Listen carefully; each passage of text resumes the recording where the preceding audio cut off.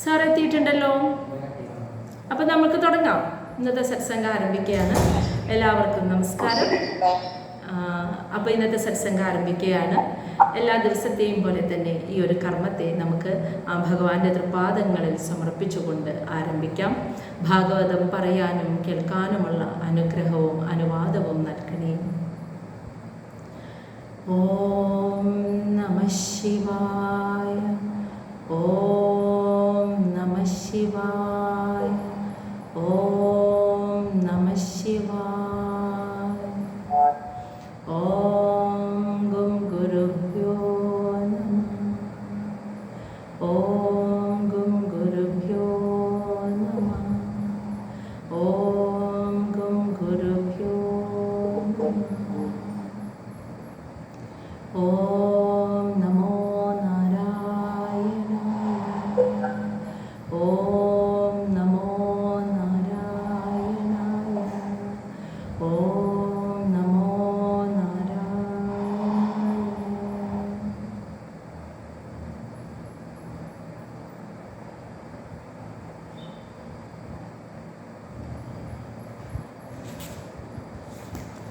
ശ്രീമദ് ഭാഗവതം തൃതീയ സ്കന്ധം അധ്യായം 26 ഭൗതിക പ്രകൃതിയുടെ അടിസ്ഥാന തത്വങ്ങൾ. പ്രപഞ്ചം എങ്ങനെയാണ് ഉണ്ടായത് എന്ന് ഭഗവാൻ കപിലവാസുദേവൻ തൻ്റെ അമ്മയായ ദേവഹൂതിക്ക് പറഞ്ഞു കൊടുക്കുകയാണ്.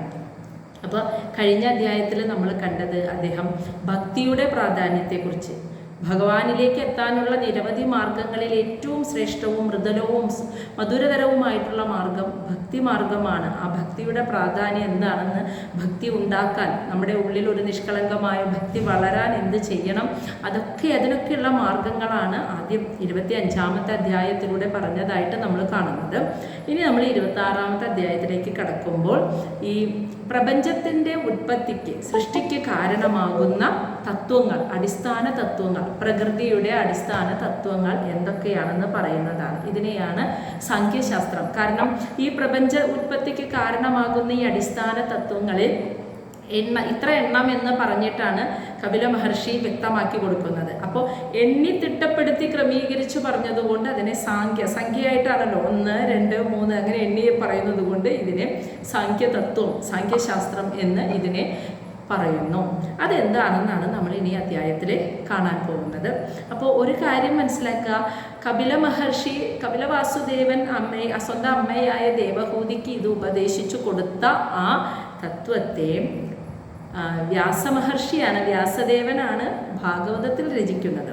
അപ്പോൾ തീർച്ചയായിട്ടും അദ്ദേഹം എങ്ങനെയാണോ മനസ്സിലാക്കുന്നത് അതുപോലെയാണ് ഇതിൽ എഴുതിയിട്ടുണ്ടാവുക. അപ്പോൾ പൂർണ്ണ രൂപത്തിൽ സാഖ്യതത്വം ഇന്നത് എന്ന് പറഞ്ഞിട്ട് ഇതിൻ്റെ മുഴുവൻ വിശദീകരണവും ഒരു പക്ഷേ നമുക്ക് ഭാഗവതത്തിൽ കിട്ടിയെന്ന് വരില്ല. എന്നാൽ ഇതാണ് സാഖ്യതത്വം എന്ന് നമുക്ക്, ആ പ്രകൃതിയുടെ അടിസ്ഥാന തത്വങ്ങൾ എന്തൊക്കെയാണെന്ന് നമുക്ക് ചുരുക്ക രൂപത്തിൽ മനസ്സിലാക്കാനാണ് സാധിക്കുക. കാരണം അദ്ദേഹം അമ്മയ്ക്ക് ഉപദേശിച്ച് കൊടുത്തത് പിന്നീട് വ്യാസഭഗവാനാണ് എഴുതി വെക്കുന്നത് ഭാഗവതത്തിൽ.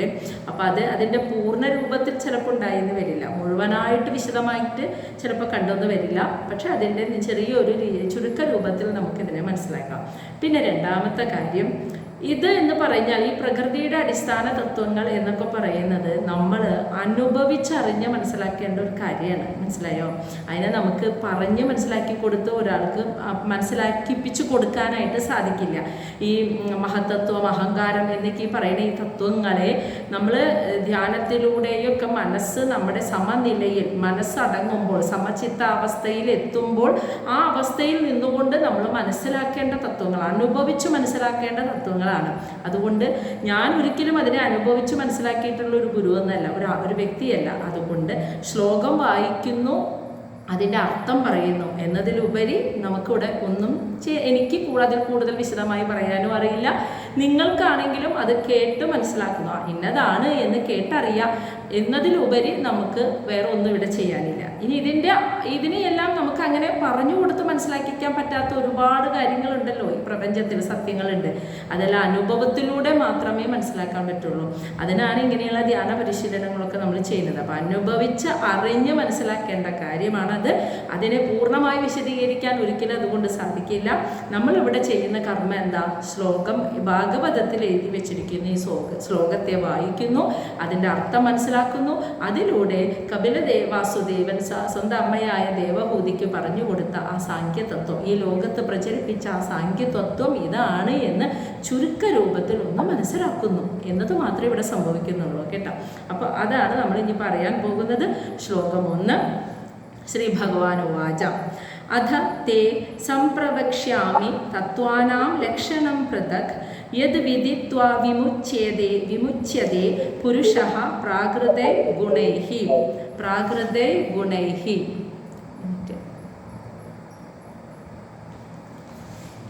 അദത്തെ സംപ്രവക്ഷ്യാമി തത്വാനാം ലക്ഷണം പൃഥക് യത് വിദിത്വാ വിമുച്യതേ പുരുഷഃ പ്രാകൃതേ ഗുണൈഃ. ശ്രീ ഭഗവാൻ ഉവാച എന്നിവിടെ പറയുന്നത് കൊണ്ട് ആരെയാണ് ഉദ്ദേശിക്കുന്നതെന്ന് അറിയാലോ? കപില മഹർഷിയെ. കപില വാസുദേവൻ ഇപ്രകാരം പറഞ്ഞു. അതാന്ന് വെച്ചാൽ ശേഷം, അതായത് ഭക്തിയോഗത്തെക്കുറിച്ച് സ്വന്തം അമ്മയ്ക്ക് പറഞ്ഞു കൊടുത്തതിന് ശേഷം അമ്മയ്ക്ക് തത്വാനാം ലക്ഷണം പൃഥക്, തത്വാനാം പ്രകൃതിയുടെ അടിസ്ഥാന തത്വങ്ങളുടെ ലക്ഷണങ്ങൾ, പൃഥക് എന്ന് വെച്ചാൽ വെവ്വേറെയായിട്ട്, ഓരോന്ന് ഇന്നതാണ് എന്ന് വെവ്വേറെയായിട്ട് സംപ്രവക്ഷ്യാമി അദ്ദേഹം പറഞ്ഞു കൊടുത്തു എന്ന്. കപില മഹർഷി സ്വന്തം അമ്മയ്ക്ക് ആ പ്രകൃതിയുടെ അടിസ്ഥാന തത്വങ്ങളെ വേർതിരിച്ച് വെവ്വേറെയായി പറഞ്ഞു കൊടുത്തു. കാരണം അങ്ങനെ പറഞ്ഞു കൊടുക്കാൻ എന്താണ് കാരണം എന്ന് വെച്ചാൽ വിദിത്വ എന്ന് വെച്ചാൽ ഇത് അറിഞ്ഞാൽ, ഈ പ്രപഞ്ചത്തിന്റെ ഉൽപ്പത്തിക്ക് കാരണമാകുന്ന ഈ അടിസ്ഥാന തത്വങ്ങൾ എന്തൊക്കെയാണെന്ന് അറിഞ്ഞു കഴിഞ്ഞാൽ പ്രകൃതേ ഗുണൈഹി, പ്രകൃതിയുടെ ത്രിഗുണങ്ങളുണ്ടല്ലോ, സത്വരജ തമോ ഗുണമാകുന്ന ആ മായയിൽ പെട്ടുകിടക്കുന്ന പുരുഷഃ, ജീവാത്മാവ് വിമുച്യതേ, അതിൽ നിന്നും മോചിതമാകുന്നു. മനസ്സിലായ? അപ്പോൾ മായയിൽ നിന്നും പുറത്തു കടക്കാൻ, മുക്തമാകാൻ, സത്വരജതമോ ഗുണങ്ങളാകുന്ന ആ മായയിൽ നിന്നും മുക്തമാകാൻ ഒരു ജീവാത്മാവിനെ ഈ ജ്ഞാനം സഹായിക്കുന്നു. അതുകൊണ്ട് അമ്മയ്ക്ക് എന്താ സംഭവിച്ചത്? അമ്മ ആ മായയിൽ പെട്ട് കിടക്കുകയാണ് അല്ലേ? അമ്മ തന്നെ സമ്മതിച്ചു, അത് ഞാൻ മായയാൽ വഞ്ചിക്കപ്പെട്ടവളാണ് എന്ന് സമ്മതിച്ചു. അപ്പോൾ അതുകൊണ്ട് ഈ ഭൗതിക സുഖങ്ങളോടായിരുന്നു ആസക്തി ഉണ്ടായിരുന്നത്. അപ്പം അമ്മയോട് പറയാണ്, ഞാൻ അമ്മയ്ക്ക് ഇനി ആ പ്രപഞ്ച സൃഷ്ടിക്ക് കാരണമാകുന്ന ആ പ്രകൃതിയുടെ അടിസ്ഥാന തത്വങ്ങളെ ഒന്നൊന്നായി വേർതിരിച്ച് പറഞ്ഞു തരാം. എന്തുകൊണ്ടെന്നാൽ ഈ അറിവ് നേടിക്കഴിഞ്ഞാൽ ഒരു ജീവാത്മാവ് ആ പ്രകൃതിയുടെ ത്രിഗുണാത്മകമായ മായയിൽ നിന്നും മുക്തമാകുന്നു, അതിൽ നിന്നും പുറത്തു വരുന്നു. അതായത് യഥാർത്ഥ സത്യത്തെ ആ ആത്മാവ് അറിയുന്നു എന്നർത്ഥം. അതുകൊണ്ട് അത് അമ്മയ്ക്ക് പറഞ്ഞു തരാമെന്ന് പറഞ്ഞു. ശ്ലോകം 2. ജ്ഞാനം നിശ്രേയസ അർത്ഥായ പുരുഷസ്യ ആത്മദർശനം യത് ആഹോ വർണ്ണയേ തത് തേ ഹൃദയഗ്രന്ഥിഭേദനം. ജ്ഞാനം നിശ്രേയസ അർത്ഥായ പുരുഷസ്യ ആത്മദർശനം യത് ആഹോ വർണ്ണയേ തത് തേ ഹൃദയഗ്രന്ഥിഭേദനം.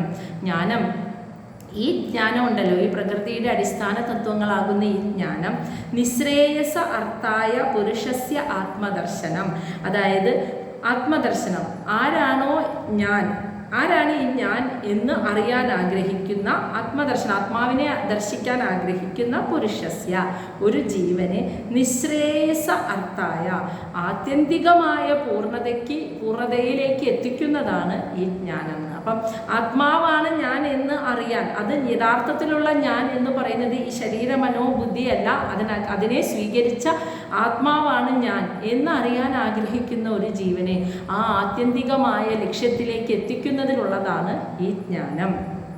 അതുകൊണ്ട് യത് ആഹു വർണ്ണയെ, ഈ ജ്ഞാനത്തെ ഞാൻ അമ്മയ്ക്ക് വിശദീകരിച്ച് തരാം. തത് എന്ന് വെച്ചാൽ എന്താ?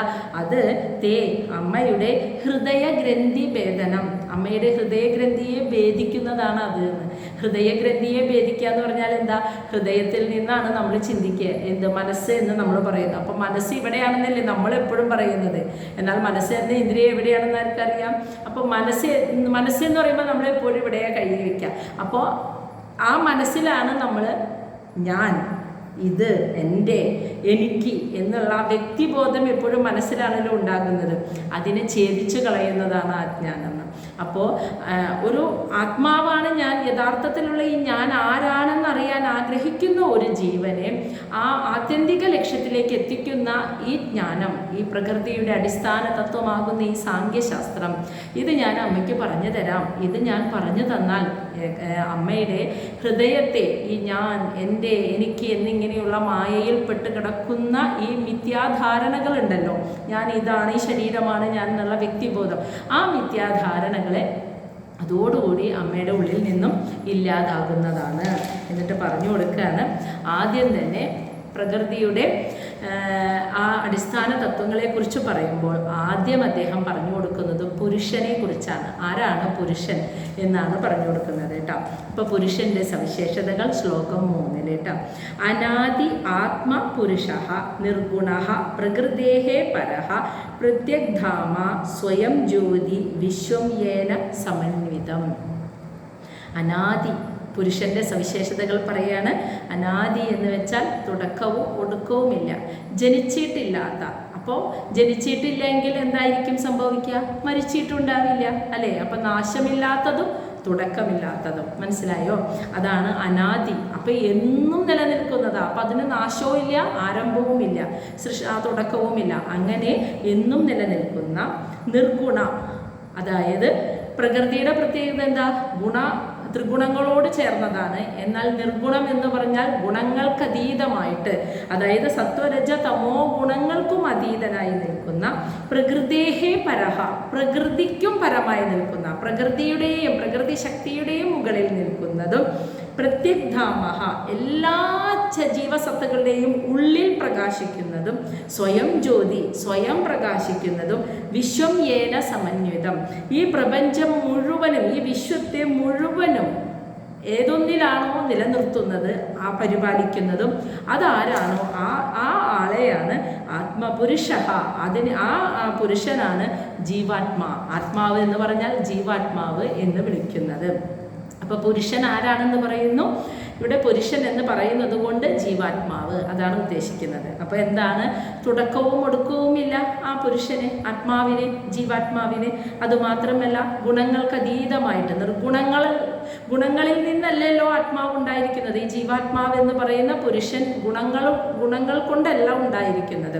കാരണം എന്താ? ഗുണങ്ങളോട് ചേർന്നതിന് രൂപം ഉണ്ടാവും അല്ലേ? ആ ഒരു ആകൃതി, രൂപം, ഒന്നുകിൽ സത്വഗുണം സ്വീകരിച്ച ഗുണം രൂപം, അല്ലെങ്കിൽ രജോ ഗുണത്തോടു കൂടിയ രൂപം, അല്ലെങ്കിൽ തമോ ഗുണത്തോടു കൂടിയ രൂപം. അപ്പോൾ ഗുണങ്ങളോട് ചേർന്നതിനെല്ലാം ആകൃതി, രൂപം ഉണ്ടാവും. അപ്പോൾ ഇവിടെ പുരുഷൻ എന്ന് പറഞ്ഞാൽ ജനനവും മരണവും ഇല്ല, നാശമില്ലാത്ത എന്ന് നിലനിൽക്കുന്നത്, അതാണ് അനാദി. ഗുണങ്ങൾക്കതീതൻ, അതായത് ഒരു ഗുണവുമില്ല, ആത്മാവിന് രൂപമില്ലല്ലോ, ഒരു ആകൃതിയില്ല. അപ്പോൾ ഗുണങ്ങൾക്കും അതീതനായി നിൽക്കുന്നത്, പ്രകൃതേ പരഹ, പ്രകൃതി എന്ന ശക്തിക്കും പരമായി നിൽക്കുന്നത്, അതിനു മുകളിൽ നിൽക്കുന്നത്, പ്രത്യഗ്ധാമഹ എല്ലാത്തിൻ്റെയും ഉള്ളിൽ നമുക്ക് കാണാൻ കഴിയാത്ത രീതിയിൽ ഗുഹ്യമായിരിക്കുന്നത്, സ്വയം ജ്യോതി സ്വയം പ്രകാശിക്കുന്നത്, വിശ്വം യേന സമന്വിതം ഈ വിശ്വം മുഴുവൻ ആരിലാണോ സമന്വയിച്ച് നിലനിൽക്കുന്നത് ആ ശക്തിയെയാണ് പുരുഷൻ അഥവാ ജീവാത്മാവ്. ആ പുരുഷനെയാണ് ജീവാത്മാവ് എന്ന് പറയുന്നത്. അപ്പോൾ പുരുഷന്റെ സവിശേഷതകളെ കുറിച്ച് ആദ്യം പറഞ്ഞു കൊടുത്തു. ഇനി ശ്ലോകം 4. അതെ, അപ്പൊ പുരുഷന്റെ ഈ സ്വയം പ്രകാശിക്കുന്നു എന്ന് അറിയില്ലേ, അപ്പൊ അതിന്റെ ഉണ്മേനെയാണ് നമുക്ക് കാണാൻ കഴിയുന്നില്ല. പക്ഷെ ആ പ്രകാശം എന്ന് പറയുമ്പോ ഉണ്മയാണ്. അതിവിടെ സവിശേഷതയായിട്ട് പറയുന്നതാണ്. യഥാർത്ഥത്തിൽ കാണാനോ ഒരു തരത്തിലും ആകൃതിയോ രൂപമോ ഒന്നുമില്ലാത്തത് എന്നർത്ഥം. അതിന്റെ ഉത്തരം എന്താന്ന് വെച്ചാല്, ഇപ്പൊ ഞാനൊരു ഉദാഹരണം പറഞ്ഞുതരാം. വിദ്യ എന്ന് പറഞ്ഞാൽ എന്താ? നമ്മളെപ്പോഴും ഒരു വിദ്യ എന്ന് പറഞ്ഞാൽ അറിവിനെ എന്താ നമ്മളെപ്പോഴും പറയാ? പ്രകാശം. അറിവില്ലായ്മയെ, അവിദ്യയെ നമ്മൾ എന്തിനോട് ഉപമിക്കാം? അന്ധകാരം, ഇരുട്ട്. അപ്പോ അതായത് ഇരുട്ടിനെ അറിവില്ലായ്മയോണ്ട് ഉദ്ദേശിക്കുമ്പോൾ വിദ്യയെ, അറിവിനെ നമ്മൾ പ്രകാശം എന്ന് വിശേഷത നമ്മൾ പറയുന്നതാണ്. മനസ്സിലായോ? അതൊരു പ്രകാശമാണ് എന്ന് നമ്മൾ പറയുന്നു. അപ്പം നമ്മൾ എന്തെങ്കിലും ഒരു വിഷമത്തിൽ, ദുഃഖത്തിൽ, സങ്കടത്തിൽ കിടക്കുമ്പോൾ ആ ഒരു അറിവ് കിട്ടുമ്പോൾ ആ അന്ധകാരത്തിൽ നിന്ന് നമ്മൾ ഉണരുകയാണ് ചെയ്യുന്നത്. അപ്പോൾ നമുക്ക് കിട്ടിയ ഒരു പ്രകാശത്തിൻ്റെ ഒരു തിരിയാണ് ആ അറിവ് എന്ന് പറയുന്നത്. അപ്പോൾ ഇവിടെ അങ്ങനെ നമ്മൾ കണക്കാക്കുകയാണെങ്കിൽ ഇവിടെ ഈ ആത്മാവ് എന്നതിനൊരു ആകൃതിയോ ത്രിഗുണങ്ങളില്ലല്ലോ, അതിലൊക്കെ അതീതനാണ്. അപ്പോൾ ആകൃതിയോ രൂപമോ ഷേപ്പോ ഒരു ഗന്ധമോ നമുക്ക് പഞ്ചേന്ദ്രിയങ്ങൾ കൊണ്ടൊന്നും അനുഭവിച്ചറിയാൻ കഴിയില്ല. പക്ഷേ പരമപുരുഷൻ എന്ന് പറഞ്ഞാൽ നോളജാണ്, അറിവാണ് എന്ന് പറഞ്ഞിട്ടില്ലേ. ഈശ്വരൻ എന്ന് പറഞ്ഞാൽ സത്യത്തിൽ എന്താ, നമുക്ക് നമ്മുടെ മനസ്സിനെ മനസ്സിലാക്കാൻ നമുക്കൊരു രൂപത്തിൽ ഭഗവാനെ നമുക്ക് ആരാധിക്കാം. പക്ഷെ യഥാർത്ഥത്തിൽ ഈശ്വരൻ എന്ന് പറഞ്ഞാൽ ഒരു രൂപവും ആകൃതിയും ഒന്നുമില്ലാത്ത പരമമായ ഏറ്റവും വലിയ അറിവാണ് ഈശ്വരൻ. ആ അറിവ് കിട്ടിക്കഴിയുമ്പോൾ നമുക്ക് കിട്ടുന്ന പരമാനന്ദമാകുന്ന ഒരു ലഹരി ഉണ്ടല്ലോ, ആ ലഹരിയെ അനുഭവിക്കുമ്പോൾ നമ്മൾ ഈശ്വരനെ അനുഭവിച്ചു എന്ന് പറയുന്നു. മനസ്സിലായോ? അതാണ് നമ്മൾ നാരായണിയൊക്കെ പഠിക്കുമ്പോൾ ആ ഭഗവാനെ, ആ പരമ ആനന്ദമാകുന്ന സാഗരമാണ് അങ്ങ് എന്ന് പറയുന്നത്. ആ അറിവ് കിട്ടിയ കഴിഞ്ഞാൽ പിന്നെ ദുഃഖമില്ല, മനസ്സ് പരമാനന്ദമാണ് എപ്പോഴും. അപ്പോൾ ഭഗവാൻ എന്ന് പറയുന്ന, ഈശ്വരൻ എന്ന് പറയുന്നത് ഒരു അറിവാണെങ്കിൽ അറിവിനെ നമുക്ക് പ്രകാശം എന്ന് പറയാം. അതാണ് സ്വയം ജ്യോതി. എപ്പോഴും സ്വയം ആ അറിവിനൊരു തുടക്കമുണ്ടോ? എന്തിൽ നിന്നെങ്കിലും കിട്ടിയതാണോ ആ പ്രകാശം? അല്ലല്ലോ. അതുകൊണ്ടാണ് സ്വയം പ്രകാശിക്കുന്നത് എന്ന് ആ പരമപുരുഷനെ, ആ പുരുഷനെ സ്വയം പ്രകാശിക്കുന്നു എന്ന് പറയുന്നത്. കാരണം സ്വയമാണ് ആ പ്രകാശിച്ച് നിൽക്കുന്ന ഒരേ ഒരു ശക്തിയാണത്.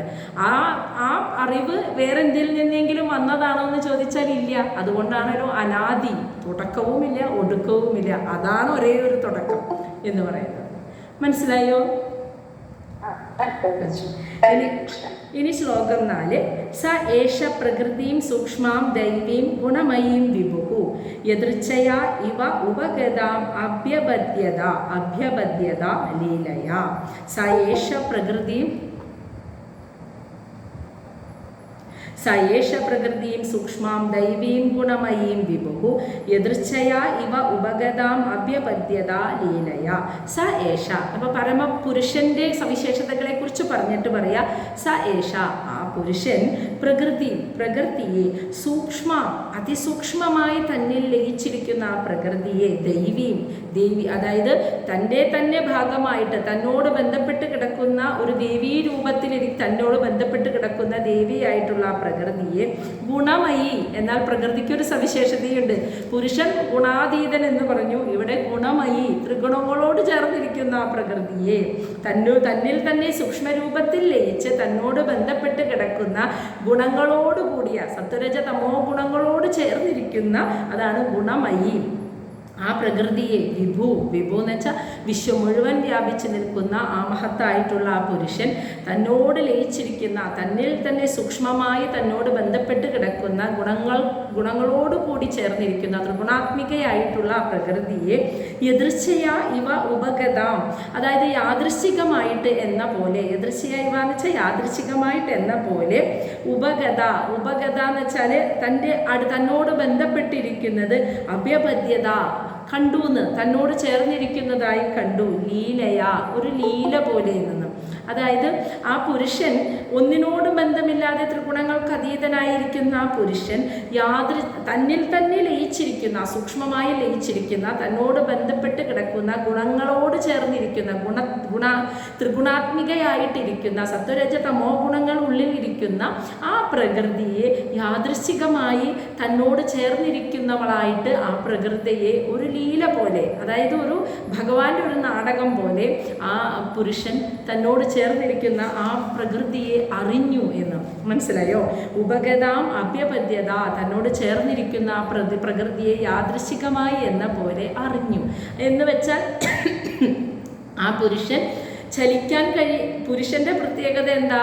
ചലിക്കാൻ കഴിയാത്തതാണ് പുരുഷനെങ്കിൽ പ്രകൃതി ചലിക്കാൻ കഴിയുന്നതാണ്. അതായത് നമ്മൾ പറയില്ലേ, നമ്മുടെ സമയം, നമ്മൾ ഈ പ്രപഞ്ചത്തിലേക്ക് നോക്കൂ, സമയം മുന്നോട്ട് നീങ്ങുന്നുണ്ട്, കാലം മുന്നോട്ട് നീങ്ങുന്നുണ്ട്. ദിവസങ്ങൾ, മാസങ്ങൾ, വർഷങ്ങൾ മുന്നോട്ട് നീങ്ങുന്നുണ്ട്. ചെടികളൊക്കെ വളരുന്നുണ്ട്, പക്ഷിമൃഗാദികളൊക്കെ വളരുന്നുണ്ട്. ജനിക്കുന്നു, വളരുന്നു, മരിക്കുന്നു. മനുഷ്യരൊക്കെ ജനിക്കുന്നു, വളരുന്നു, മരിക്കുന്നു. എല്ലാം ഇങ്ങനെ മുന്നോട്ട് നീങ്ങുന്നുണ്ട് അല്ലേ? അപ്പം ഇങ്ങനെ മുന്നോട്ട് എല്ലാം ഒന്നും എവിടെയും സ്റ്റക്കായി നിൽക്കുന്നില്ല, എല്ലാം മുന്നോട്ട് പോയിക്കൊണ്ടിരിക്കുകയാണ്. അപ്പോൾ മുന്നോട്ട് നീങ്ങണമെങ്കിൽ എന്ത് വേണം? അത് ചലനമാണ് മുന്നോട്ട് നീങ്ങുന്നത്. ആ ചലിക്കാൻ ഒരു ശക്തി വേണം അല്ലേ? അപ്പം തന്നിൽ തന്നെ ചലിക്കാൻ കഴിവുള്ള ശക്തിയായിട്ട് തന്നിൽ ലയിച്ചിരിക്കുന്ന അതിസൂക്ഷ്മമായ ആ പ്രകൃതി ശക്തിയെ നമ്മൾ പ്രകൃതി എന്ന് പറയുമ്പോൾ കാണുന്നത് ഈ പ്രപഞ്ചത്തെയാണ്. മരങ്ങളും പക്ഷിമൃഗാദികളും മനുഷ്യരും കാറ്റും മഴയും കാലാവസ്ഥയും ഭൂമിയും ആകാശവും എല്ലാം കൂടിച്ചേർന്ന് ഈ പ്രപഞ്ചത്തെയാണ് നമ്മൾ പ്രകൃതി എന്ന് പറയുമ്പോൾ കാണുന്നത്. അത് നമ്മുടെ പഞ്ചേന്ദ്രിയങ്ങൾ കൊണ്ട് നമുക്ക് അനുഭവിക്കാൻ കഴിയുന്നതാണ് ഈ പ്രപഞ്ചം അല്ലേ? എന്നാൽ ഇതിന് സൂക്ഷ്മമായ ഭാവമുണ്ട്. ആ ഭാവത്തെ നമ്മൾ എങ്ങനെയാണ് മനസ്സിലാക്കുക? ആ ഭാവത്തെ മനസ്സിലാക്കാനാണ് ഞാൻ പറഞ്ഞത്. കാലം മുന്നോട്ട് നീങ്ങുന്നുണ്ടല്ലോ, മനുഷ്യർ മുന്നോട്ട് നീങ്ങുന്നുണ്ടല്ലോ, എല്ലാ ജീവചരാചരങ്ങളും മുന്നോട്ട് നീങ്ങുന്നുണ്ടല്ലോ. മുന്നോട്ട് നീങ്ങണം എന്ന ആ ചലിക്കാൻ എന്ത് വേണം? കണ്ണുകൊണ്ട് നമുക്ക് പഞ്ചേന്ദ്രിയങ്ങൾ കൊണ്ട് കാണാൻ കഴിയാത്ത ഒരു ഫോഴ്സ്, ഒരു ശക്തി അവിടെ പ്രവർത്തിക്കണം അല്ലേ? അപ്പോൾ നമ്മുടെ കണ്ണുകൊണ്ട് കഴിയാത്ത സൂക്ഷ്മമായ ഒരു പ്രകൃതിയുടെ ഭാവം, അതാണ് ശക്തി എന്ന് പറയുന്നത്. ആ ശക്തി ഉള്ളത് കൊണ്ടാണല്ലോ കാലവും സമയവും മനുഷ്യരും സർവ്വതും ഇങ്ങനെ മുന്നോട്ട് ഓരോ ദിവസവും തരണം ചെയ്ത് പോയിക്കൊണ്ടിരിക്കുന്നത്. ആ ശക്തിയാണ്. ആ ശക്തി തന്നിൽ തന്നെ ലയിച്ചിരിക്കുന്ന ആ ശക്തിയെ യാദൃശ്ചികമായിട്ട് പുരുഷൻ തന്നോട് ചേർന്നിരിക്കുന്നു, ചലിക്കാൻ കഴിയുന്ന ഒരു ശക്തി എന്ന് അറിഞ്ഞു എന്ന് മനസ്സിലായോ? ഇതിനു മുന്നേ നമ്മൾ മനസ്സിലാക്കിയിട്ടുണ്ട്. പുരുഷൻ സ്വയം അറിയാൻ ആഗ്രഹിച്ചപ്പോൾ തൻ്റെ തന്നെ ഉള്ളിൽ ലയിച്ചു ചേർത്തിരിക്കുന്ന പ്രകൃതിയെ, ആ ആഗ്രഹം വന്നപ്പോൾ ഈ പുരുഷൻ ഇച്ഛിച്ചപ്പോൾ പ്രകൃതി ഉണർന്നു എന്ന് നമ്മൾ പറഞ്ഞില്ലേ? അതിനെ കപിലവാസുദേവൻ അമ്മയ്ക്ക് പറഞ്ഞു കൊടുക്കുന്ന രീതി ഇങ്ങനെയാണ്. ആ പുരുഷൻ തന്നോട് ചേർന്ന് സൂക്ഷ്മമായിരിക്കുന്ന ആ പ്രകൃതിയെ, ചലിക്കാൻ കഴിയുന്ന ത്രിഗുണാത്മികയായിരിക്കുന്ന ആ പ്രകൃതിയെ തന്നോട് ചേർന്നിരിക്കുന്നു എന്ന് അറിഞ്ഞു. അങ്ങനെ അറിഞ്ഞപ്പോൾ എന്താ സംഭവിച്ചത്? ശ്ലോകം 5 ഗുണൈർ വിചിത്ര സൃജതി സ്വരൂപ പ്രകൃതിം പ്രജാ വിലോക്യ മുമുഹേ സദ്യ സഹ ഇഹ ജ്ഞാനഗുഹയാ. ഗുണൈഃ വിചിത്ര സൃജതി സ്വരൂപഃ പ്രകൃതിം പ്രജാഃ വിലോക്യ മുമുഹേ സദ്യ സഹ ഇഹ ജ്ഞാനഗുഹയാ. ഗുണൈഃ, ഈ ത്രിഗുണങ്ങൾ എന്ന് പറയുന്നത് പ്രകൃതിയുടെ ത്രിഗുണങ്ങളുടെ വിചിത്ര, പലതരത്തിലുള്ള പല വിധത്തിലുള്ള സൃജതി സൃഷ്ടിക്കുന്നു, സ്വരൂപ രൂപങ്ങളെ, പ്രകൃതി ഈ പ്രകൃതി പ്രജാഹ പ്രജകളെ. അപ്പോൾ പ്രകൃതി അതിൻ്റെ ത്രിഗുണങ്ങളോട് ചേർന്നിട്ട് ഈ സത്വരജ തമോ ഗുണങ്ങളുടെ തോതിൽ വ്യതിയാനം വന്നപ്പോൾ പല വിധത്തിലുള്ള രൂപങ്ങളോട് കൂടിയ ജീവസത്തകളെ, ജീവജാലങ്ങളെ, പ്രജകളെ ഇവിടെ സൃഷ്ടിച്ചു എന്ന് ഈ പ്രകൃതി. മനസ്സിലായോ? പ്രകൃതിയിലെ ഒരു സ്വഭാവം ഉണ്ടല്ലോ, ത്രിഗുണാത്മികയാണ് പ്രകൃതി. സത്വം രജോ തമോ ഗുണം ഈ പ്രകൃതിയിലുണ്ട്. അപ്പോൾ പ്രകൃതിയുടെ അദൃശ്യമായ ശക്തിഭാവമാണ് പുരുഷൻ കണ്ടത്. അപ്പോൾ ആ പ്രകൃതിയിൽ തന്നെ മായയുണ്ട്, സത്വരജ തമോ ഗുണമാകുന്ന മായയും ആ പ്രകൃതിയിലുണ്ട്. അപ്പോൾ ത്രിഗുണങ്ങളുടെ ചലനം സംഭവിച്ചു. ആ ത്രിഗുണങ്ങൾ ചലിച്ചപ്പോൾ ഇതിൻ്റെ ത്രിഗുണങ്ങളുടെ സത്വരജ തമോ ഗുണങ്ങളുടെ തോതിൽ വ്യതിയാനം വന്നു. അത് വ്യതിയാനം വന്നപ്പോൾ പല വിധത്തിലുള്ള രൂപങ്ങളോട് കൂടിയ ജീവജാലങ്ങളെ, പ്രജകളെ പ്രകൃതി സൃഷ്ടിച്ചു. ഇങ്ങനെ സൃഷ്ടിക്കുമെന്ന് വിലോക്യ എന്ന് വെച്ചാൽ കണ്ടിട്ട്, സഹ ആ പുരുഷൻ സദ്യ വളരെ പെട്ടെന്ന് തന്നെ മുമുഹേ വ്യാമോഹിക്കപ്പെട്ടു എന്ന്. ഇഹ ഇവിടെ ജ്ഞാനഗുഹയാ, ഞാൻ ആരാണ് എന്ന ജ്ഞാനം ആ മായ മൂലം മറയ്ക്കപ്പെട്ടപ്പോൾ ആ പുരുഷനാകുന്ന ജീവാത്മാവ് ജ്ഞാനഗുഹയാന്ന് വെച്ചാൽ എന്താ? ഞാൻ ആരാണെന്നുള്ള ജ്ഞാനം ആ മായ പ്രകൃതി ചലിച്ചല്ലോ, മായ അപ്പോൾ ചലിച്ചു. മായയിൽ സത്വരജ തമോ ഗുണങ്ങൾക്ക് വ്യതിയാനങ്ങൾ വന്നപ്പോൾ മായയാൽ ഞാൻ ആ പുരുഷന്റെ ഭാവം എന്താണെന്ന് നമ്മൾ ആദ്യം പറഞ്ഞ് മനസ്സിലായല്ലോ. ജനന മരണമില്ലാത്ത ത്രിഗുണാത്തിനും അതീതനായി നിൽക്കുന്ന ആ സ്വയം ജ്യോതിയായിട്ടുള്ള ആ പുരുഷനാണ് ഞാൻ എന്ന് ഞാൻ മറന്നു. ആ പുരുഷൻ അങ്ങ് മറന്നു. കാരണം പ്രകൃതി ചലിച്ചപ്പോൾ മായയുടെ വ്യതിയാനം, തോതിൽ വന്ന വ്യതിയാനം സംഭവിച്ചപ്പോൾ ആ വളരെ പെട്ടെന്ന് തന്നെ ആ പുരുഷൻ പോലും ജ്ഞാനഗുഹയായി ശരിയായ ജ്ഞാനം മറയ്ക്കപ്പെട്ടു. മായയാൽ മറയ്ക്കപ്പെട്ടപ്പോൾ മുമുഹേ എന്ന് എന്ത് വ്യാമോഹിതനായി എന്ന് വെച്ചാൽ ഞാൻ എന്ന ഒരു വ്യക്തിബോധത്തിലേക്ക്, ഞാൻ ആണല്ലോ ഇവിടെ കർമ്മങ്ങൾ ചെയ്യുന്നത്, ഇതൊക്കെ സൃഷ്ടിച്ചത് ഞാനാണല്ലോ എന്നൊരു കർത്തൃത്വം, ഒരു കർത്താവ് ഞാനാണല്ലോ എന്നൊരു തോന്നൽ ആ ജീവാത്മാവിന്, ആ പുരുഷന് ഉണ്ടായി എന്ന്. അപ്പം പ്രകൃതി ചലിച്ചു വേണം. തന്നോട് ചേർന്നിരിക്കുന്ന പ്രകൃതിയെ പുരുഷൻ അറിഞ്ഞപ്പോൾ തന്നെ പ്രകൃതി ചലിച്ചു, മായ ഉണർന്നു. സത്വരജതമോ ഗുണങ്ങൾ സമനിലയിലായിരുന്നിടത്ത് നിന്ന് അതിൻ്റെ തോതിൽ വ്യതിയാനങ്ങൾ വന്നു. വ്യതിയാനങ്ങൾ വന്നപ്പോൾ ആ മായ ഇളകിയില്ലേ? മായയാൽ യഥാർത്ഥ ജ്ഞാനം, ആ പുരുഷൻ ജ്ഞാനം മറന്നു. ജ്ഞാനം മറയ്ക്കപ്പെട്ടപ്പോൾ പുരുഷൻ വ്യാമോഹിതനായി. എന്നാൽ മായയിൽ പെട്ടുപോയി എന്ന ആ ജീവാത്മാവ് എന്താ സംഭവിച്ചത്? വ്യാമോഹിതനായി എന്ന് വെച്ചാൽ സകല കർമ്മങ്ങളും ചെയ്യുന്നത്, അതായത് ഇവിടെ ഇതൊക്കെ ചെയ്യുന്നത് ഞാനാണ് എന്നൊരു തോന്നൽ പുരുഷന് സംഭവിച്ചു. അതാണ് ഇനി അടുത്ത ശ്ലോകത്തിൽ പറയുന്നത്. ശ്ലോകം 6. ഏവം പരാ അഭിധ്യാനേന കർത്തൃത്വം പ്രകൃതേഹ പുമാൻ കർമ്മസു ക്രിയമാണേഷു ഗുണൈ ആത്മനി മന്യതേന്ന്. കേട്ടോ, ഏവം ഇപ്രകാരം ആ ശരിയായ ജ്ഞാനം മറന്നുപോയപ്പോൾ പരാ അഭിധ്യാനേന മറ്റൊരു ബോധം പുരുഷനുണ്ടായിരുന്നു, മറ്റൊരു അറിവ്. മറ്റൊരു അഭിധ്യാനേന എന്ന് വെച്ചാൽ മറ്റൊരു അറിവ് പുരുഷനുണ്ടായി. എന്തായിരുന്നു ആ അറിവ്? കർത്തൃത്വം പ്രകൃതിയെ പുമാൻ എന്ന് വെച്ചാൽ ജീവാത്മാവ്, പ്രകൃതിയുടെ കർത്തൃത്വം, പ്രകൃതിയുടെ ആ പ്രകൃതി എന്ന ശക്തിയാണല്ലോ ശരിക്കും ഇവിടെ ഇതിനെയൊക്കെ ചലിപ്പിച്ചിട്ട് ഇങ്ങനെ നടത്തിക്കൊണ്ട് പോകുന്നത് എല്ലാത്തിനെയും. പക്ഷെ അത് മറന്നിട്ട് പ്രകൃതിയുടെ എന്താ പറയുക, ആ കർത്തൃത്വ ബോധത്താൽ, ആ മായയുടെ ഇളക്കത്താൽ ജീവാത്മാവിനെ കർമ്മസു ക്രിയമാണേഷു, ഈ കർമ്മങ്ങളൊക്കെ ചെയ്യുന്നത് ഗുണൈ ആത്മനി മന്യതേ, പ്രകൃതിയുടെ ത്രിഗുണങ്ങളിൽ പെട്ടിട്ട് ഈ കർമ്മങ്ങളൊക്കെ ചെയ്യുന്നത് ആത്മനി താനാണെന്ന് മന്യതേ, അങ്ങനെ ഒരു കർത്തൃത്വ ബോധം തോന്നിപ്പോയിന്ന്. യഥാർത്ഥത്തിൽ ജീവാത്മാവ് എന്ന പുരുഷൻ, ആ പുരുഷൻ തന്നോട് ചേർന്നിരിക്കുന്ന, തന്നിൽ തന്നെ ലയിച്ചിരിക്കുന്ന, ചലിക്കാൻ കഴിയുന്ന ആ ശക്തിയെ അറിഞ്ഞപ്പോൾ എന്താ സംഭവിച്ചത്? പുരുഷൻ ശക്തി ചലിച്ചപ്പോൾ മായ ഇളകി 3 ഗുണങ്ങൾക്ക് വ്യതിയാനം വന്നപ്പോൾ ഈ ഇളക്കം തട്ടിച്ച പുരുഷൻ പോലും ആ മായയിൽ വ്യാമോഹിതനായി പോയി. എന്താണ് ഉണ്ടായ ആ വ്യാമോഹം എന്ന് വെച്ചാൽ ശരിയായ ജ്ഞാനം മറന്നു. ഞാൻ ആ പുരുഷനാണെന്നുള്ള ജ്ഞാനം മറന്നിട്ട് മറ്റൊരറിവാണ് കിട്ടിയത്. എന്തായിരുന്നു? പ്രകൃതിയിൽ സംഭവിക്കുന്ന ഈ കാര്യങ്ങളൊക്കെ, സകലതിൻ്റെയും സൃഷ്ടി, സകലതും മാറ്റങ്ങൾ സംഭവിക്കുന്നുണ്ടല്ലോ, ഇതൊക്കെ ഈ കർമ്മങ്ങളൊക്കെ ചെയ്യുന്നത് ഞാനാണ്, ഞാൻ എന്ന ഒരു ആളിവിടെ ഉണ്ട് എന്ന ഒരു തോന്നൽ അങ്ങനെ പുരുഷൻ വിചാരിച്ചു പോയിന്ന്. മനസ്സിലായോ? അപ്പോൾ ഞാൻ ആരാണെന്നും പുരുഷൻ അറിയായിരുന്നു. മായയിൽ പെട്ടപ്പോൾ പുരുഷൻ ഞാനാണ് ഈ കർമ്മങ്ങളൊക്കെ ചെയ്യുന്നത് എന്ന് പുരുഷൻ ചിന്തിച്ചു എന്ന്. മനസ്സിലായോ?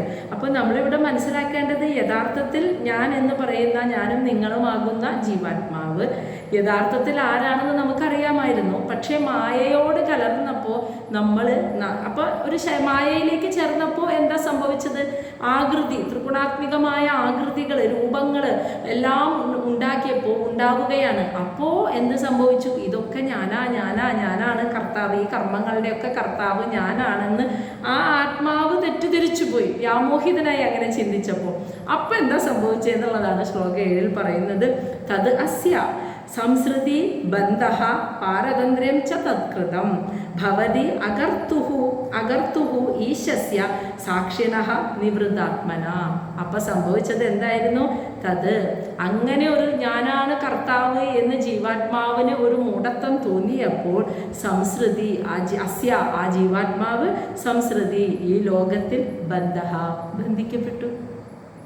ഞാനൊരു വ്യക്തിയുണ്ട്, ഞാനാണ് ഈ കർമ്മം ചെയ്യുന്നത് എന്ന് ആ ആത്മാവിന് ഇപ്പം നമുക്ക് തോന്നുന്നില്ലേ? ഞാൻ ആത്മാവാണെന്നുള്ളൊരു ധാരണയിലല്ല, ഞാൻ എന്ന വ്യക്തിയാണ് ഇതൊക്കെ ചെയ്യുന്നത് എന്നൊരു ധാരണ എന്ന് പറഞ്ഞില്ലേ? സത്യത്തിൽ ഇത് ആത്മാവാണ്. ആ ആത്മാവാണ് ഇങ്ങനെ തെറ്റിദ്ധരിക്കുന്നത്. ഞാൻ ഈ ശരീരമാണ്, ഒരു മായയുടെ മറ കൊണ്ട് ഞാൻ ഈ ശരീരം, എൻ്റെ വ്യക്തി, എൻ്റെ അച്ഛനമ്മ ഇട്ട പേര്, ഇതാണ് ഞാൻ. എൻ്റെ മനസ്സിൽ ഞാൻ ചിന്തിക്കുന്നു, ബുദ്ധി കൊണ്ട് തീരുമാനമെടുക്കുന്നു, ശരീരം കൊണ്ട് ഞാൻ പ്രവർത്തിക്കുന്നു എന്നൊരു ധാരണ ഞാനെന്ന ആത്മാവിന് വന്നു. അങ്ങനെ വന്നപ്പോൾ ഈ ലോകത്തിൽ ആ ആത്മാവ് ബന്ധിക്കപ്പെട്ടു. അങ്ങനെ ആ ബോധത്തിൽ നിന്നുകൊണ്ട് ആത്മാവ് ഞാൻ എന്ന ശരീരമാണ് ഞാൻ തെറ്റിദ്ധരിച്ചുകൊണ്ട് കർമ്മം ചെയ്തപ്പോൾ ഈ കർമ്മങ്ങൾക്കൊക്കെ എന്ത് സംഭവിച്ചു? ഞാനാണ് ചെയ്യുന്ന ധാരണയിൽ ചെയ്ത കർമ്മങ്ങൾക്കൊക്കെ പ്രാരാബ്ധം വന്നു, കർമ്മബന്ധം വന്നു. ആ കർമ്മബന്ധം അനുഭവിക്കാൻ ഈ ലോകത്തിൽ ആത്മാവിന് അടുത്ത ശരീരം വീണ്ടും എടുക്കേണ്ടി വരികയാണ്. മനസ്സിലായോ? അതാണ് അങ്ങനെ ആത്മാവ് ഞാനാണ് ഇതൊക്കെ ചെയ്യുന്നത് എന്ന് തെറ്റിദ്ധരിച്ചപ്പോൾ ആത്മാവിനെ ഈ സംസാരത്തിൽ ബന്ധനം വന്നു. അപ്പോൾ എന്താ സംഭവിച്ചത്? പാരതന്ത്രം, ഞാൻ സ്വതന്ത്രനല്ല, തത്കൃതം, അതിൻ്റെയൊക്കെ ഫലമായിട്ട് ഈ കർത്തൃത്വ ബോധത്തിൻ്റെ ഫലമായി ഞാൻ സ്വതന്ത്രനല്ല, ഞാൻ പൂർണ്ണ സ്വതന്ത്രനല്ല. എനിക്ക് കർമ്മം ഞാൻ ചെയ്തു, ആ കർമ്മത്തിൻ്റെ ഫലവും ഞാൻ അനുഭവിക്കണം എന്ന തോട്ടിൽ നിന്നും ആ ഒരു ചിന്തയിലൂടെ ആ ആത്മാവ് ബന്ധിക്കപ്പെട്ടു. ഇനിയും പല പല ജന്മങ്ങൾ അതിൻ്റെ ഫലമായിട്ട് എടുക്കേണ്ടി വരുന്നു. ഭവതി എന്ന് വെച്ചാൽ അങ്ങനെ സംഭവിക്കുന്നു. എന്നാൽ ഈ ചിന്തിക്കുന്ന ആത്മാവ് യഥാർത്ഥത്തിൽ ആരാണെന്നാണ് പറയുന്നത്? അകർത്തു. യഥാർത്ഥത്തിൽ ആ ആത്മാവ് ഒരു കർമ്മവും ചെയ്യുന്നില്ല. ഈശസ്യ, എല്ലാ ജീവചരാചരങ്ങളുടെയും ഈശ്വരനും സർവനിയന്താവും സാക്ഷിണഹ, ശരീരം മനസ്സ് ബുദ്ധിയൊക്കെ ചെയ്യുന്ന സകല പ്രവർത്തനങ്ങളുടെയും സാക്ഷിയായിരിക്കുന്നവനും നിവൃത്താത്മന, യഥാർത്ഥ നിർവൃതിയാകുന്ന പരമാനന്ദ സ്വരൂപനമാണ് യഥാർത്ഥത്തിൽ ഈ ആത്മാവ്. ഇപ്പം ഞാനാകുന്ന ആത്മാവ് പരമാനന്ദ സ്വരൂപനും പൂർണ്ണ സ്വതന്ത്രനും, മനസ്സിലായോ? എല്ലാത്തിനും സാക്ഷിയായി ഇരിക്കുന്നവനും ഒരു കർമ്മവും ചെയ്യാത്തവനാണ്. പക്ഷേ മായ, ആ ആത്മാവ് തന്നോട് ചേർന്നിരിക്കുന്ന മായയെ കണ്ടപ്പോൾ, അറിഞ്ഞപ്പോൾ മായ ഉണർന്നു. മായ ഉണർന്നപ്പോൾ ത്രിഗുണങ്ങൾക്ക് വ്യതിചലനം വന്നപ്പോൾ, പല പല രൂപങ്ങളും ആകൃതിയിലുമുള്ള സൃഷ്ടി നടന്നപ്പോൾ ഈ സൃഷ്ടിക്കപ്പെടുന്നവരൊക്കെ എന്താണ് ചിന്തിക്കുന്നത്? ഇത് ഞാനാണ്, ഞാൻ എന്ന വ്യക്തിയാണ് എന്ന ശരീരബോധത്തിലേക്ക് വന്നു. അപ്പോൾ കർമ്മം ചെയ്യുന്നത് ഞാനാണ് എന്നും കർത്താവ് ഞാനാണെന്ന് തോന്നൽ വന്നപ്പോൾ യഥാർത്ഥത്തിൽ ഇതാരായിരുന്നു? ആത്മാവ്, ആ പുരുഷൻ അപ്പോൾ ഈ സംസാരത്തിൽ, ഈ ലോകത്തിൽ ബന്ധിക്കപ്പെട്ടു. ഞാൻ സ്വതന്ത്രനല്ല എന്ന് ആ പുരുഷന് തോന്നിപ്പോയി. തെറ്റിദ്ധാരണ, ആ ഒരു മൂഢത്വം മായയെ വന്നപ്പോൾ ആ ഒരു മൂഢത്വം സംഭവിച്ചു പോയി, ഞാനിവിടെ സ്വതന്ത്രനല്ല എന്ന്. പക്ഷേ ഈ സ്വതന്ത്രനല്ല എന്ന് ചിന്തിക്കുന്ന ഈ ആത്മാവ് യഥാർത്ഥത്തിൽ പൂർണ്ണ സ്വതന്ത്രനും പരമാനന്ദ സ്വരൂപനും ഒരു കർമ്മവും ചെയ്യാത്തവനും എല്ലാത്തിനും സാക്ഷിയായിരിക്കുന്നവനുമാണ് യഥാർത്ഥത്തിൽ. മനസ്സിലായ? അവിടെയാണ് പ്രകൃതിയുടെ റോള് വരുന്നത്. ഇങ്ങനെയൊക്കെ ചലിപ്പിക്കുന്ന ആള് പ്രകൃതിയാണ്. അത് ഭഗവാൻ തന്നെ, ആ പുരുഷൻ തന്നെ അറിഞ്ഞപ്പോഴാണ് പ്രകൃതി ഉണർന്നത്. എന്നിട്ട് ഇതിനെയൊക്കെ ചലിപ്പിക്കുന്നത് പ്രകൃതിയാണ്. പക്ഷെ ചലനം തുടങ്ങിയപ്പോൾ പുരുഷൻ വിചാരിച്ചു ഇതൊക്കെ ഞാനാ ചെയ്യുന്നതെന്ന്. മനസ്സിലായോ? അതുകൊണ്ടാണ് ഓരോരുത്തരോടും എപ്പോഴും പറയുന്നത്, ശിവനെ അറിയണമെങ്കിൽ പ്രകൃതിയെ അറിയണം. മനസ്സിലായോ? പ്രകൃതിയെ അറിഞ്ഞ്, കാരണം ഇതിനിടയിൽ നിൽക്കുന്ന ആള് പ്രകൃതിയാണ്. പ്രകൃതിയെ അറിയുമ്പോഴാണ് പ്രകൃതി അമ്മയെ അറിയുമ്പോഴാണ് അമ്മ അച്ഛനെ കാണിച്ചു തരുന്നത് എന്ന് പറയില്ലേ?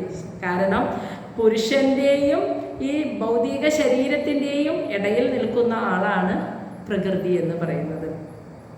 ഇപ്പം നമ്മുടെ ശരീരം എടുക്കുകയാണെങ്കിൽ വിചാരിക്കാം, നമ്മുടെ ശരീരം, നമ്മുടെ ഈ കാണുന്ന മാംസവും രക്തവും നാഡിഞരമ്പുകളൊക്കെ ഓടുന്ന ശരീരം ഉണ്ടല്ലോ, ഇതാണ് സ്ഥൂല ശരീരം.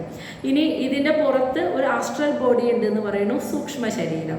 അതിൻ്റെയും വെളിയിലായിട്ട് ഒരു കാരണ ശരീരം ഉണ്ട് എന്നാണ് ഗുരുപരമ്പരകൾ പറഞ്ഞു വെച്ചിരിക്കുന്നത്. സ്ഥൂല ശരീരം, സൂക്ഷ്മ ശരീരം, കാരണ ശരീരം, അല്ലേ?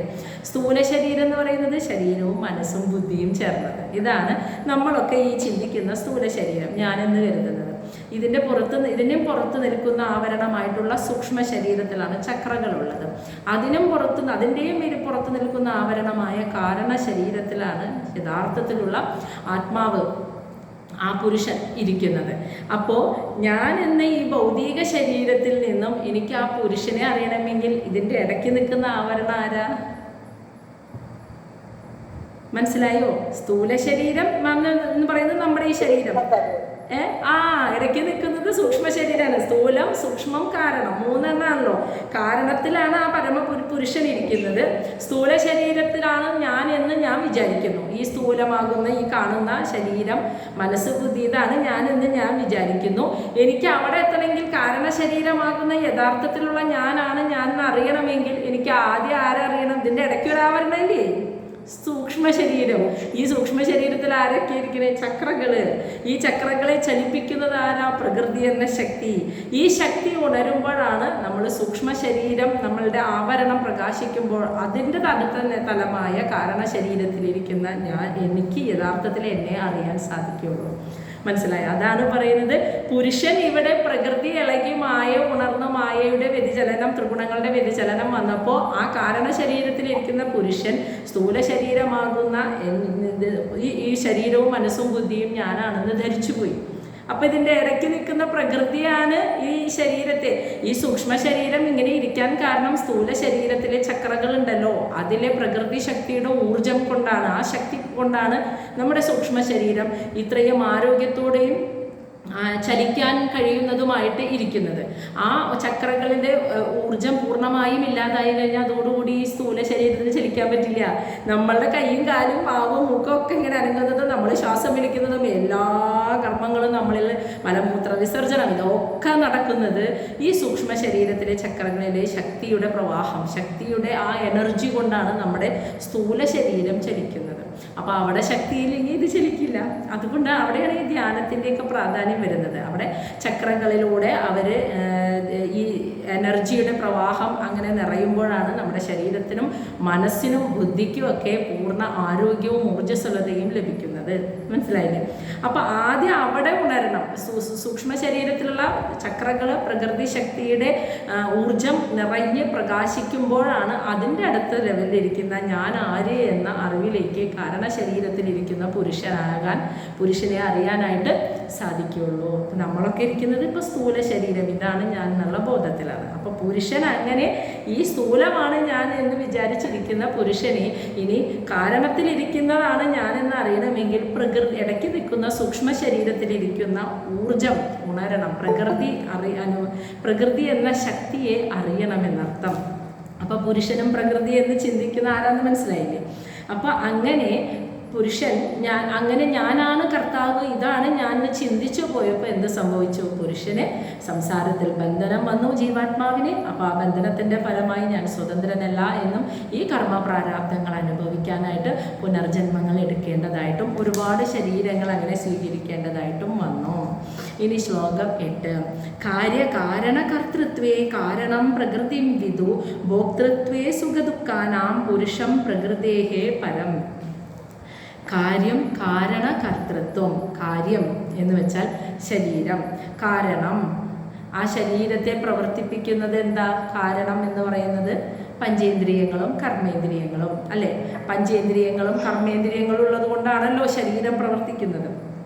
ഇനി കർത്തൃത്വേ, ഇവയുടെയൊക്കെ കർത്തൃത്വ ബോധം, അതായത് ശരീരത്തെ ചലിപ്പിക്കുന്ന പഞ്ചേന്ദ്രിയ കർമ്മേന്ദ്രിയങ്ങൾ, ഇതിൻ്റെയൊക്കെ കർത്തൃത്വ ബോധം എന്ന് പറഞ്ഞാൽ എന്താണ് ഉദ്ദേശിക്കുന്നത്? ഈ കണ്ണ് ഞാൻ കാണുന്നു, ചെവി ഞാൻ കേൾക്കുന്നു, ചെവി കൊണ്ട് കേൾക്കുമ്പോൾ മനസ്സിൽ ഞാൻ കേൾക്കുന്നു, ഞാൻ ശ്വസിക്കുന്നു, ഞാൻ ഭക്ഷിക്കുന്നു, ഞാൻ സ്പർശിക്കുന്നു, കർമ്മേന്ദ്രിയങ്ങളിൽ ഏതൊക്കെ? ഞാൻ നടക്കുന്നു, ഞാൻ ഇരിക്കുന്നു എന്നിങ്ങനെ ഈ ശരീരത്തെ ചലിപ്പിക്കുന്ന പഞ്ചേന്ദ്രിയങ്ങളുടെയും കർമ്മേന്ദ്രിയങ്ങളുടെയും ചലനമെല്ലാം ഞാനാണ് ചെയ്യുന്നത് എന്ന കർത്തൃത്വ ബോധം ആ കർത്തൃത്വ ബോധത്തിന് കാരണം പ്രകൃതി വിദു, പ്രകൃതി എന്ന ശക്തിയാണെന്ന് വിദു ജ്ഞാനികൾ അറിയുന്നു. മനസ്സിലായോ? അപ്പോൾ ഈ പ്രകൃതി എന്ന ശക്തി എന്ന് പറഞ്ഞാൽ മായ, ഇതൊക്കെ ഞാനാണ്. ഈ സ്ഥൂല ശരീരത്തിൻ്റെ ചലനങ്ങൾ, ഈ പഞ്ചേന്ദ്രിയങ്ങൾ, കർമ്മേന്ദ്രിയങ്ങൾ, ഇതൊക്കെ പ്രവർത്തിക്കുന്നത് ഒരു കർത്തൃത്വ ബോധം. ഇതൊക്കെ പ്രവർത്തിക്കുമ്പോഴൊക്കെ മനസ്സിൽ ഞാനാണ് ഇതിനൊക്കെ ചെയ്യുന്നത് എന്നൊരു കർത്തൃത്വ ബോധം ഉണ്ടാകുന്നതിന് കാരണം പ്രകൃതി എന്ന ശക്തിയാണെന്ന് ജ്ഞാനികൾ അറിയുന്നു. അപ്പോൾ എന്താ സംഭവിച്ചത്? ഭോക്തൃത്വേ സുഖദുഃഖാനാം, ഈ സുഖവും ദുഃഖവും അനുഭവിക്കുന്നത് ഞാനാണെന്ന് പുരുഷം പ്രകൃതേഹേ പരം, പ്രകൃതിയുടെ പരക്കാളും പരമായിട്ടുള്ള, പ്രകൃതിക്ക് മുകളിൽ നിൽക്കുന്ന ആ പുരുഷൻ ആ ജീവാത്മാവ് സുഖങ്ങളും ദുഃഖങ്ങളും അനുഭവിക്കുന്നവനായി തീരുന്നു. അപ്പോൾ മായയാൽ മറയ്ക്കപ്പെട്ട ആ പുരുഷൻ സുഖങ്ങളും ദുഃഖങ്ങളും അനുഭവിക്കുന്നവനായി തീരുന്നു എന്ന് വിദുഹു എന്ന് വെച്ചാൽ ജ്ഞാനികൾ അറിയുന്നു എന്ന്. യഥാർത്ഥത്തിൽ ജ്ഞാനം നേടിയിട്ടുള്ളവർ മനസ്സിലാക്കുന്നു ഈ ശരീരത്തിൻ്റെ ചലനം, പഞ്ചേന്ദ്രിയങ്ങൾ കർമ്മേന്ദ്രിയങ്ങളൊക്കെ ചലിക്കുമ്പോൾ ഇവിടെ ഇതിൻ്റെയൊക്കെ ചലനം ഞാൻ കാണുന്നു, ഞാൻ നടക്കുന്നു, ഞാൻ ചെയ്യുന്നു, ഞാൻ ചിരിക്കുന്നു, ഇങ്ങനെ ഞാനാണ് എന്നുള്ള കർത്തൃത്വ ബോധം അത് പ്രകൃതിയുടെ ആ മായയിൽപ്പെട്ടിട്ടാണ് സംഭവിക്കുന്നത് എന്ന് ജ്ഞാനികൾ അറിയുന്നു. അതുകൊണ്ട് തന്നെ പ്രകൃതി ശക്തികളെക്കാളും ഉയർന്ന സ്ഥാനത്ത് നിൽക്കുന്ന ആ പുരുഷൻ ഈ മായയിൽ പെട്ടുപോയപ്പോൾ സുഖദുഃഖങ്ങൾ അനുഭവിക്കുന്നവനായി മാറുന്നു. കാരണം മായയിൽ പെട്ടപ്പോൾ ഞാൻ എന്നൊരു തോന്നൽ വന്നില്ലേ, ഈ സ്ഥൂല ശരീരമാണ്, ഇന്ദ്രിയങ്ങൾ കൊണ്ട് കാണുന്ന ഈ സ്ഥൂല ശരീരമാണ് ഞാനെന്ന് തോന്നിയില്ലേ. അപ്പോൾ ജനിക്കുമ്പോൾ തൊട്ട് കരച്ചിലാണ് അല്ലേ, പാലിന് വേണ്ടിയുള്ള കരച്ചിൽ, ദാഹിക്കുമ്പോൾ കരയുന്നു, വേദനിക്കുമ്പോൾ കരയുന്നു, സന്തോഷമുള്ള അനുഭവങ്ങൾ വരുമ്പോൾ ചിരിക്കുന്നു, സുഖദുഃഖങ്ങൾ അനുഭവിക്കുന്നവനായിട്ട് ഈ ഞാൻ കരുതിയ ഞാനായിട്ടുള്ള ശരിയായ പുരുഷൻ വെറും സുഖദുഃഖങ്ങൾ അനുഭവിക്കുന്നവനായി മാറുന്നു. എന്നാൽ യഥാർത്ഥത്തിൽ അതിന് കാരണം ആ പ്രകൃതി ശക്തിയാണെന്ന് ജ്ഞാനികൾ അറിയുന്നു എന്നർത്ഥം. മനസ്സിലായില്ലേ ഇതുവരെയുള്ള ഭാഗം? അപ്പോൾ ഇനി ശ്ലോകം 9. ഇത്രയും കേട്ടപ്പോൾ ദേവഹൂതി പറയുകയാണ്, പ്രകൃതേ പുരുഷസ്യ അഭി ലക്ഷണം പുരുഷോത്തമ ബ്രൂഹി കാരണയോഹോ അസ്യ സത് അസത് യഥാത്മകം. അപ്പോൾ ദേവഹൂതി അമ്മ മകനോട് ചോദിക്കുകയാണ്, പുരുഷോത്തമ അല്ലയോ ഉത്തമ പുരുഷനായ ഭഗവാനെ, പ്രകൃതിയുടെയും പുരുഷസ്യ അഭി പുരുഷൻ്റെയും ലക്ഷണം, ആ ലക്ഷണത്തെ ബ്രൂഹി വ്യക്തമായിട്ട് എനിക്ക് പറഞ്ഞു തന്നാലും, കാരണയോഹോ അസ്യ കാരണങ്ങളായ അസ്യ എന്ന് വെച്ചാൽ ഈ പ്രകൃതിയുടെ ഈ പ്രപഞ്ചത്തിൻ്റെ സത് അസത് യഥാത്മകം, സത്തും അസത്തും ആയിരിക്കുന്ന എല്ലാത്തിനെയും ഉൾക്കൊള്ളുന്ന ഈ പ്രപഞ്ചത്തിൻ്റെ കാരണമായ സൃഷ്ടിക്ക് കാരണമായ പ്രകൃതിയുടെയും പുരുഷൻ്റെയും ലക്ഷണങ്ങൾ എന്തൊക്കെയാണെന്ന് എനിക്ക് അങ്ങ് വ്യക്തമായി പറഞ്ഞു തന്നാലും. അമ്മ മകനോടൊന്നും കൂടി ചോദിക്കുകയാണ്, സത്തും അസത്തുമായ എല്ലാത്തിനെയും ഉൾക്കൊള്ളുന്ന ഈ പ്രപഞ്ചത്തിൻ്റെ ഈ ഉൽപ്പത്തിക്ക് കാരണമാകുന്ന പ്രകൃതിയുടെയും പുരുഷൻ്റെയും ലക്ഷണങ്ങൾ എന്തൊക്കെയാണെന്ന് എനിക്ക് വിശദമായി പറഞ്ഞു തന്നാലും എന്ന് പറയുകയാണ് അമ്മ മകനോട്. അപ്പോൾ ഇവിടെ സത്തും അസത്തുമായിരിക്കുന്ന പ്രപഞ്ചത്തിൻ്റെ എന്ന് പറയാനുള്ള കാരണം എന്തായിരിക്കും? പ്രകൃതിക്ക് പുരുഷൻ എന്ന് പറഞ്ഞാൽ ഞാൻ പറഞ്ഞില്ലേ, ചലിക്കാൻ കഴിയാത്ത ആ പരമമായ സത്തയാണ് പുരുഷൻ, അറിവാണ്. അപ്പോൾ പ്രകൃതിക്ക് ഒരു പ്രത്യേകതയുണ്ട്. പ്രകൃതിയുടെ 2 ഭാവങ്ങൾ എന്തായിരുന്നു? പ്രകൃതി പുരുഷൻ്റെ ഉള്ളിൽ തന്നെ ലയിച്ച് ചേർന്നിരിക്കുന്ന ചലിക്കാൻ കഴിയുന്ന ശക്തിയാണ് പ്രകൃതി എന്ന് പറഞ്ഞില്ലേ. അപ്പോൾ പ്രകൃതി എന്താ? സത്താണ് അല്ലേ. പക്ഷെ അസത്ത് എന്ന് പറയാൻ കാരണം എന്താ? ആ പ്രകൃതിയുടെ തന്നെ ത്രിഗുണാത്മികയാണ് പ്രകൃതി, അതുകൊണ്ട് തന്നെ മായയുണ്ട്. അപ്പോൾ സത്വരജ തമോ ഗുണങ്ങൾ ഉണർന്നപ്പോൾ അസത്തായിട്ടുള്ള ഈ ഭൗതിക പ്രപഞ്ചത്തിൻ്റെ സൃഷ്ടിക്ക് കാരണഭൂതയും ആ പ്രകൃതിയാണ്. പ്രകൃതി പുരുഷനിൽ ലയിച്ചിരിക്കുന്ന ശക്തി സ്വരൂപിണിയാണ് ആ പ്രകൃതി. എന്നാൽ അപ്പോൾ അതേ പ്രകൃതി തന്നെയാണ് മായയുടെ അതേ പ്രകൃതി ത്രിഗുണാത്മികയായതുകൊണ്ട്, ത്രിഗുണങ്ങൾ ഉള്ളവളായതുകൊണ്ട് ആ പ്രകൃതിയുടെ ത്രിഗുണങ്ങൾ വ്യതിചലനം വന്നപ്പോൾ ഈ ഭൗതിക പ്രപഞ്ചത്തിൻ്റെ സൃഷ്ടിക്ക് കാരണമായവളും പ്രകൃതിയാണ്. മനസ്സിലായോ? അപ്പോൾ പുരുഷനിൽ നിന്നും ഉത്ഭവിച്ചവളും ഉണ്ടായവളും പ്രകൃതി എന്ന ശക്തിയാണ്. പ്രപഞ്ചത്തിൻ്റെ സൃഷ്ടിക്ക് കാരണമായവളും പ്രകൃതി എന്ന ശക്തിയാണ്. അപ്പോൾ പ്രകൃതി അതെന്താണ് അങ്ങനെ പറയാൻ കാരണം എന്ന് വെച്ചാൽ, പ്രകൃതിക്ക് 2 ഭാവങ്ങളാണ്. പുരുഷനിൽ ചേർന്നിരിക്കുന്ന ശക്തിയാണ് പ്രകൃതി. ആ ശക്തിയാണ് നമ്മൾ പരാശക്തി എന്ന് വിളിക്കുന്നത്. ആ ശക്തിയെ നമുക്ക് കാണാൻ കഴിയുമോ? ഇല്ല. നമുക്ക് പഞ്ചേന്ദ്രിയങ്ങൾ കൊണ്ട് അനുഭവിക്കാൻ കഴിയുമോ? ഇല്ല. ഒരു തരത്തിൽ ആ ശക്തിയെ നമുക്ക് കാണാനോ അനുഭവിക്കാൻ കഴിയില്ല. പരാശക്തിയാണ് ആ പ്രകൃതി. എന്നാൽ അതേ പ്രകൃതി ത്രിഗുണാത്മികയായിട്ട് ഈ പ്രപഞ്ചത്തെ സൃഷ്ടിച്ചപ്പോൾ നമ്മൾ ഈ പ്രപഞ്ച രൂപത്തിലും കാണുന്നു അല്ലേ. സസ്യങ്ങൾ, ചെടികൾ, എല്ലാ ചരാചരങ്ങൾ ഈ പ്രജകളായിട്ടും ജീവജാലങ്ങളായിട്ടും നമ്മൾ ഈ പ്രകൃതിയെ കാണുന്നു. ഈ കാണുന്ന പ്രകൃതി സത്യത്തിൽ എന്താ? സത്വരജ തമോ ഗുണങ്ങളുടെ വ്യതിചലനത്താൽ ഉണ്ടെന്നുള്ളൊരു തോന്നൽ മാത്രമാണ് നമുക്ക് സംഭവിക്കുന്നത്. അതാണ് ഈ കാണുന്ന പ്രകൃതി. മനസ്സിലായോ? ഈ കാണുന്ന പ്രകൃതി എന്ന് പറയുന്നത് സത്വരജ തമോ ഗുണങ്ങളുടെ വ്യതിചലനത്താൽ സംഭവിക്കുന്നതാണ്. അതിൻ്റെ കാരണം എന്താ? പ്രകൃതി തന്നെ ത്രിഗുണാത്മികയാണ്. ത്രിഗുണങ്ങൾ ഉള്ളത് കൊണ്ട് ആ മായയാണ് ഇതിനെയൊക്കെ സൃഷ്ടിക്കുന്നത്. സൃഷ്ടിക്കുന്നത്. എന്നാൽ അതേ പ്രകൃതി പുരുഷനിൽ ലയിച്ചിരിക്കുന്ന ശക്തി സ്വരൂപിണിയുമാണ്. അത് മനസ്സിലാക്കാനാണ് ഞാൻ പറഞ്ഞത്. നമ്മളൊന്ന് ചിന്തിച്ചാൽ മതി, എല്ലാം മുന്നോട്ട് നീങ്ങുക അല്ലേ? ഓരോ ദിവസങ്ങൾ ഇപ്പം സമയം 7:25 ഇവിടെയെങ്കിൽ 7:20 എന്ന സമയം കഴിഞ്ഞില്ലേ? അപ്പോൾ ഇത് മുന്നോട്ട് നീങ്ങുക, കാലം മുന്നോട്ട് നീങ്ങുക, സമയം മുന്നോട്ട് സ്റ്റക്കായി നിൽക്കുന്നുണ്ട് വല്ലതും. നമ്മളൊക്കെ മുന്നോട്ട് നീങ്ങുക, ഓരോ ദിവസവും വളർന്നിങ്ങനെ വലുതായിക്കൊണ്ടിരിക്കുക. മൃഗങ്ങൾ, സസ്യങ്ങൾ എല്ലാം നീങ്ങുന്നുണ്ടല്ലോ, ഭൂമി, സൂര്യൻ എല്ലാം നീങ്ങിക്കൊണ്ടിരിക്കുക, ഒക്കെ ചലിക്കുന്നുണ്ട്. അപ്പോൾ ഇതിനെയൊക്കെ ചലിക്കാൻ നമ്മൾ ഫിസിക്സിൽ കുട്ടികൾ പഠിക്കുന്നത് കണ്ടിട്ടില്ലേ? ചലിക്കാൻ, മൂവ് ചെയ്യാനായിട്ട് ഒരു ഫോഴ്സ് വേണമെന്ന് കേട്ടിട്ടില്ലേ? അത് ശാസ്ത്രം പറയുന്നു. എന്നാൽ ആത്മീയതയിൽ നമ്മളൊന്ന് ഈ പ്രപഞ്ചത്തിലേക്ക് നോക്കുകയാണെങ്കിൽ കാലത്തിനെ വരെ മുന്നോട്ട് നീക്കുന്ന ഒരു ശക്തിയുണ്ട്. അതാണ് പരാശക്തി. ആ ശക്തിയെ നമുക്ക് അറിയാനും പഞ്ചേന്ദ്രിയങ്ങൾ കൊണ്ട് അനുഭവിക്കാൻ കഴിയില്ല. പക്ഷെ പ്രകൃതിയെ നമുക്ക് ഈ രൂപത്തിൽ കാണാം, ഭൗതിക രൂപത്തിൽ അസത്തായി കാണാം. പക്ഷെ സത്തായിരിക്കുന്ന പ്രകൃതിയെ നമുക്ക്, ആ ശക്തിയെ നമുക്ക് അറിയാൻ കഴിയില്ലല്ലോ.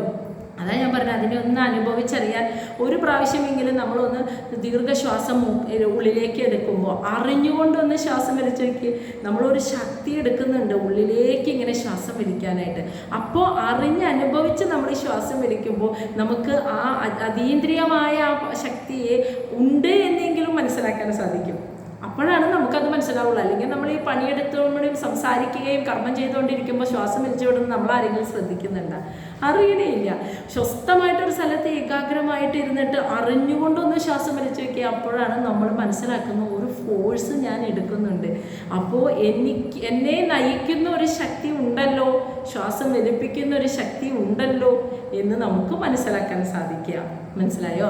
അപ്പം അതുകൊണ്ട് അങ്ങനെ ഇരിക്കുന്ന ആ ശക്തിയെ, അങ്ങനെ ഇരിക്കുന്ന ആ പ്രകൃതിയെ എനിക്ക് അതുപോലെ ആ പ്രകൃതിയെയും പുരുഷനെയും എനിക്ക് വേറിട്ട് മനസ്സിലാക്കാൻ പറ്റണേ എന്ന് പറയാണ് ഇവിടെ ദേവഹൂതി പുത്രനോട്, മകനോട്, കപിലവാസുദേവനോട് പറയാണ് കേട്ടോ. അപ്പം അദ്ദേഹം മറുപടി കൊടുക്കുകയാണ്. ശ്ലോകം 10 ഭഗവാനുവാച യത് തത് ത്രിഗുണം അവ്യക്തം നിത്യം. ഒരു മിനിറ്റ്.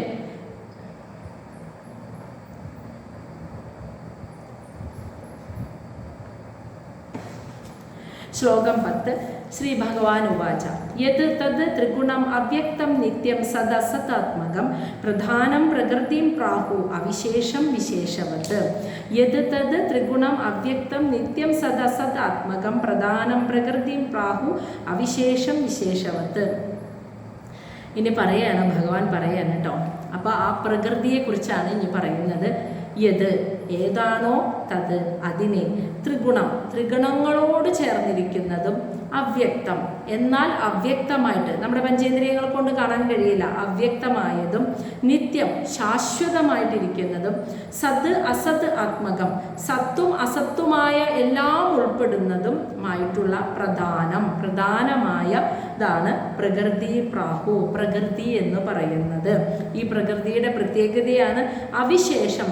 അവിശേഷമാണ്. എന്തെങ്കിലും ഒരു വിശേഷം പറയാനുണ്ടോ? ഒരു രൂപമുണ്ടോ? ഈ ഞാൻ പറഞ്ഞില്ലേ പ്രകൃതിക്ക് 2 ഭാവമുണ്ടെന്ന്. എല്ലാത്തിനെയും ചലിപ്പിക്കുന്ന ശക്തിയായിരിക്കുന്ന ആ പുരുഷനിൽ ലയിച്ചിരിക്കുന്ന പ്രകൃതി, ശക്തി സ്വരൂപിണിയായ പ്രകൃതിയും, എന്നാൽ പ്രപഞ്ചത്തിൻ്റെ സൃഷ്ടിക്ക് കാരണമാണ് അതേ പ്രകൃതി തന്നെ. ത്രിഗുണാത്മികയായതുകൊണ്ട് സൃഷ്ടിക്ക് കാരണവും പ്രകൃതിയാണ്. അപ്പോൾ ആദ്യത്തെ സത്തായിരിക്കുന്ന പുരുഷനിൽ ലയിച്ചിരിക്കുന്ന ആ ശക്തി സ്വരൂപിണിയായ പ്രകൃതി അവിശേഷം. ഒരു രൂപമുണ്ടോ? പുരുഷനില്ലാത്തതുപോലെ ആ പ്രകൃതി എന്ന ശക്തിക്കും രൂപമില്ല. ശക്തിയെ നമുക്ക് കാണാൻ കഴിയുമോ?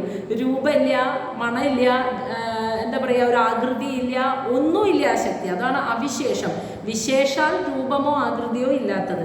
എന്നാൽ വിശേഷവത്ത്, വിശേഷമായ ഒരു ആകൃതിയിൽ പല പല ജീവജാലങ്ങൾക്കും സകല ചരാചരങ്ങൾക്കും രൂപം നൽകാൻ കാരണഭൂതയായവളും ആ പ്രകൃതിയാണ്. അപ്പം പ്രകൃതിയെക്കുറിച്ചാണ് ആദ്യം പറഞ്ഞു കൊടുക്കുന്നത്. വിശേഷമായ ആകൃതിയോ രൂപമോ ഒന്നുമില്ല. എന്നാൽ പ്രത്യേകം പല വിധത്തിലുള്ള വിശേഷവത്ത് രൂപത്തിലും ആകൃതിയിലുമുള്ള ഈ പ്രപഞ്ചത്തിൻ്റെ സൃഷ്ടിക്ക് കാരണഭൂതയുമായ ത്രിഗുണാത്മികയായിട്ടുള്ള അവ്യക്തമായിട്ടുള്ള പുരുഷനുണ്ടെങ്കിൽ പുരുഷനിൽ ലയിച്ചിരിക്കുന്ന ശക്തിയുമുണ്ടല്ലോ. ശാശ്വതമായിരിക്കുന്ന സത്തും അസത്തുമായ സകലതിനെയും ഉൾക്കൊള്ളുന്ന പ്രധാനമായതാണ് പ്രകൃതി എന്ന്. അതേതാണോ അതിനെ പ്രകൃതി എന്ന് പറയുന്നു. മനസ്സിലായില്ലേ? അപ്പൊ പ്രകൃതി എന്ന് പറയുന്നത് പുരുഷനിൽ ലയിച്ചിരിക്കുന്ന പ്രകൃതി ശക്തി, ഒപ്പം ത്രിഗുണാത്മികയായതുകൊണ്ട് മായയാകുന്ന സത്വരജ തമോ ഗുണങ്ങൾ ആ പ്രകൃതിയിലുള്ളത് കൊണ്ട് നമ്മൾ ഈ കാണുന്ന ഭൗതിക പ്രപഞ്ചത്തിൻ്റെ സൃഷ്ടിക്ക് കാരണമായവളും ആ പ്രകൃതിയാണ്. ത്രിഗുണാത്മികയാണ്, എന്നാൽ അവ്യക്തമാണ്. പ്രകൃതിക്ക് മായയിൽ കലർപ്പില്ല. അപ്പം ശക്തിയാണ്, പ്രകൃതി ശക്തിയാണ്, അവ്യക്തമാണ്, നിത്യമാണ്. സത്താണ് പ്രകൃതി, അതേസമയം അസത്തായ ഭൗതിക പ്രപഞ്ചത്തെ മുഴുവൻ ഉൾക്കൊള്ളുന്നവളുമാണ്. അങ്ങനെയുള്ള പ്രധാനമായ എന്താണോ അതിനെയാണ് പ്രകൃതി എന്ന് പറയുന്നത്. ഇനി ശ്ലോകം 11. ഇനി ഈ പ്രകൃതിയുടെ അടിസ്ഥാന തത്വങ്ങൾ എന്തൊക്കെയാണെന്നാണ്, അതിനെയാണ് നമ്മൾ സാഖ്യ ഫിലോസഫി എന്ന് പറയുന്നത്. കപില വാസുദേവൻ അമ്മയ്ക്ക് പറഞ്ഞു കൊടുക്കുന്നതിലൂടെ ലോകത്തിന് പ്രകൃതിയുടെ അടിസ്ഥാന തത്വങ്ങളെക്കുറിച്ച് പറഞ്ഞു കൊടുത്ത 24 തത്വങ്ങൾ, അതാണ് സാഖ്യ ഫിലോസഫി. അതിനെക്കുറിച്ചാണ് ഇനി പറയുന്നത്. ശ്ലോകം 11. പഞ്ചഭിഹി ബ്രഹ്മ ചതുർഭിഹി ദശഭിഹി തഥാ ഏതത് ചതുഹു വിംശതികം ഗുണം പ്രാധാനികം വിദുഹു. പഞ്ചഭിഹി പറയാണ്. പഞ്ചഭിഹി 5 ഇങ്ങനെ പറയുന്നുള്ളൂ. പിന്നെയാണ് അതിൻ്റെ വിശദീകരണം. ആദ്യം പറയുന്നത് പഞ്ചഭിഹി. അപ്പോൾ നമുക്ക് മനസ്സിലാക്കാം 5 സ്ഥൂല ഘടകങ്ങൾ. രണ്ടാമതും പറയുന്നു പഞ്ചഭിഹി 5 സൂക്ഷ്മ ഘടകങ്ങൾ. പിന്നെ ചതുർഭിഹി 4 അതീന്ദ്രിയ ഘടകങ്ങൾ, അതായത് ആന്തരികമായി ഉള്ളിൽ ഇരിക്കുന്ന ആന്തരിക ഘടകങ്ങൾ 4 ആന്തരിക ഘടകങ്ങൾ. ദശഭി 10 എണ്ണം വേറെ, തഥാന്ന് വെച്ചാൽ അതുപോലെ 10 എണ്ണം എന്ന് വെച്ചാൽ 10 ഇന്ദ്രിയങ്ങൾ എന്നിങ്ങനെ ചതുഹു വിംശതികം 24 ഘടകങ്ങളുടെ ഗണം, ഒരു സഞ്ചയം അല്ലെങ്കിൽ ഒരു കൂട്ടം. അതിനെയാണ് പ്രാധാനികം വിദുഹു, അതിനെയാണ് പ്രാധാനികം. അങ്ങനെ പ്രാധാനികമായിട്ടുള്ള ബ്രഹ്മ, പഞ്ചഭീരയുടെ ഒരു ബ്രഹ്മ കൊടുത്തിട്ടില്ലേ, ആ ബ്രഹ്മത്തെയാണ്, അതാണ് പ്രകൃതിയുടെ അല്ലെങ്കിൽ ബ്രഹ്മം എന്ന് പറയുന്നത് ഈ പ്രകൃതിയാണ്. ആ ബ്രഹ്മത്തിൻ്റെ അടിസ്ഥാന തത്വങ്ങൾ എന്ന് പറയുന്നത് 5 സ്ഥൂല ഘടകങ്ങൾ, 5 സൂക്ഷ്മ ഘടകങ്ങൾ, 4 ആന്തരിക ഘടകങ്ങൾ, 10 വേറെ ഘടകങ്ങൾ. അതുപോലെ ഇങ്ങനെ 24 ഘടകങ്ങളുടെ ഒരു കൂട്ടം, അതിനെയാണ് പ്രധാനമായും ബ്രഹ്മം അല്ലെങ്കിൽ പ്രകൃതിയുടെ ഈ അടിസ്ഥാന തത്വങ്ങളെയാണ് പ്രധാനമായും ബ്രഹ്മം എന്ന് വിദുഹോ ജ്ഞാനികൾ പറയുന്നത്. മനസ്സിലായ? എല്ലാ ജീവസത്തുക്കളുടെയും സൃഷ്ടിയുടെയും നിലനിൽപ്പിൻ്റെയും കാരണമാകുന്ന ആ അടിസ്ഥാന തത്വങ്ങളാകുന്ന 24 തത്വങ്ങൾ. ഇതിൻ്റെ പ്രത്യേകത എന്താണെന്ന് വെച്ചാൽ ഇത് കപില വാസുദേവൻ്റെ അഭിപ്രായമാണ്. ഇതിന് മറ്റു അഭിപ്രായങ്ങൾ പറയുന്ന വേറെ മഹർഷിമാരുണ്ട്. പക്ഷേ അദ്ദേഹം പ്രത്യേകം പറയുന്നു ഇത് എൻ്റെ അഭിപ്രായമാണെന്ന് പ്രത്യേകം പറയുന്നു. ഇനി ശ്ലോകം 12 അത് ഓരോന്നും എന്തൊക്കെയാണെന്ന് പറയാം. അപ്പോൾ ആദ്യം പറഞ്ഞത് 5 സ്ഥൂല ഘടകങ്ങൾ എന്നല്ലേ, അതാണ് ഇവിടെ പറയുന്നത്. മഹാഭൂതാനി പഞ്ചൈവ പഞ്ച ഏവ ഭൂഹു ആബഹ അഗ്നിഹി മരുത് നഭഃ. ഭൂഹു ആബഹ അഗ്നി മരുത് നഭഃ തന്മാത്രാണി ച താവന്തി ഗന്ധാദീനി മദാനിമേ. അപ്പോൾ പറയാണ് മഹാഭൂതാനി പഞ്ചായേവ. മഹാഭൂതങ്ങളായിട്ടുള്ള പഞ്ചഭൂതങ്ങളാണ് ആദ്യത്തെ സ്ഥൂല ഘടകങ്ങൾ. അറിയാലോ, ആദ്യത്തെ സ്ഥൂല ഘടകങ്ങൾ 5 സ്ഥൂല ഘടകങ്ങൾ എന്ന് പറഞ്ഞാൽ സ്ഥൂലമായിട്ടുള്ളത്. അപ്പം ആകാശം, വായു, അഗ്നി, ജലം, ഭൂമി. നമുക്കറിയാലോ സ്ഥൂലമാണ്, അതിനെ നമുക്ക് പഞ്ചേന്ദ്രിയങ്ങൾ കൊണ്ട് കാണാൻ സാധിക്കുന്നത്. അതാണ് സ്ഥൂലം എന്ന് പറയുന്നത്. അപ്പോൾ ആദ്യത്തെ സ്ഥൂല ഘടകങ്ങൾ 5 എന്ന് പറയുന്നത് പഞ്ചഭൂതങ്ങൾ എന്ന് പറഞ്ഞു. ഇനി അത് ആരൊക്കെയാണെന്നാണ് പറയുന്നത്. ഭൂമി, ആബഹ ജലം, അഗ്നി, മരുത്ത് വായു, നഭഃ ആകാശം. ഈ പഞ്ചഭൂതങ്ങളാണ് ആദ്യത്തെ 5 സ്ഥൂല ഘടകങ്ങൾ. അടുത്തത് 5 സൂക്ഷ്മ ഘടകങ്ങൾ എന്ന് പറഞ്ഞു. അത് ഇതിൻ്റെ തന്മാത്രകളാണ്. അതാണ് തന്മാത്രാണി താവന്തി എന്ന് വെച്ചാൽ ഓരോന്നിൻ്റെയും ഗന്ധാദീനി, ഗന്ധാദീനി എന്നാണ് ഇവിടെ പറയുന്നുള്ളൂ. എന്ന് വെച്ചാൽ ഗന്ധം മുതലായ ഓരോന്നിൻ്റെയും തന്മാത്രകളാണ് രണ്ടാമതായി പറഞ്ഞ 5 സൂക്ഷ്മ ഘടകങ്ങൾ. അപ്പം എന്തായിരിക്കും? ഏറ്റവും അവസാനം ഏറ്റവും വലിയ സ്ഥൂല ഘടകം പഞ്ചഭൂതങ്ങളിൽ ഭൂമിയാണ്. അതിന് 5 ഉണ്ട്. ഭൂമിക്ക് ഗന്ധം, ജലത്തിന് രസം, അഗ്നിക്ക് രൂപം, വായുവിന് സ്പർശം, ആകാശത്തിൻ്റെ ശബ്ദം. ഈ തന്മാത്രകളാണ്. മനസ്സിലായില്ലേ? അപ്പോൾ ശബ്ദം, സ്പർശം, രൂപം, രസം, ഗന്ധമാകുന്ന തന്മാത്രകളാണ് 5 സൂക്ഷ്മ ഘടകങ്ങളെന്ന് പറയും. മദാനി എന്ന് വെച്ചാൽ എൻ്റെ അഭിപ്രായം എന്ന് അദ്ദേഹം പ്രത്യേകം എടുത്ത് പറയുന്നുണ്ട് കേട്ടോ. അപ്പോൾ വേറെയും അഭിപ്രായങ്ങളുണ്ട് എന്നതിനർത്ഥം. ശ്ലോകം 13. ഇനി അടുത്തത് 10 ദശമഹ എന്ന് പറഞ്ഞില്ലേ, അത് എന്തൊക്കെയാണെന്നാണ് പറയുന്നത്. ഇന്ദ്രിയാണി ദശ ശ്രോത്രം ത്വക്ക് ദൃഗ്രസന നാസിക വാക് രൗ ചരണൗ മേട്രം പായുഹു ദശമ ഉച്യതേ. ഇന്ദ്രിയാണി ദശ 10 ഇന്ദ്രിയങ്ങളെയാണ് ദശമഹ എന്ന് പറയുന്നത്. ശ്രോത്രം ചെവി, ത്വക്ക്, പിന്നെന്താ ത്വക്ക് എന്ന് പറഞ്ഞ തൊലി, കണ്ണ്, നാവ്, നാസിക, ചെവി. അപ്പോൾ അത് ഇന്ദ്രിയങ്ങളിലെ 5 ഇന്ദ്രിയങ്ങൾ എന്ന് വെച്ചാൽ അതിനെ പഞ്ചേന്ദ്രിയങ്ങൾ അഥവാ ജ്ഞാനേന്ദ്രിയങ്ങൾ എന്ന് വിളിക്കുന്നു. ചെവി, തൊലി, കണ്ണ്, നാവ്,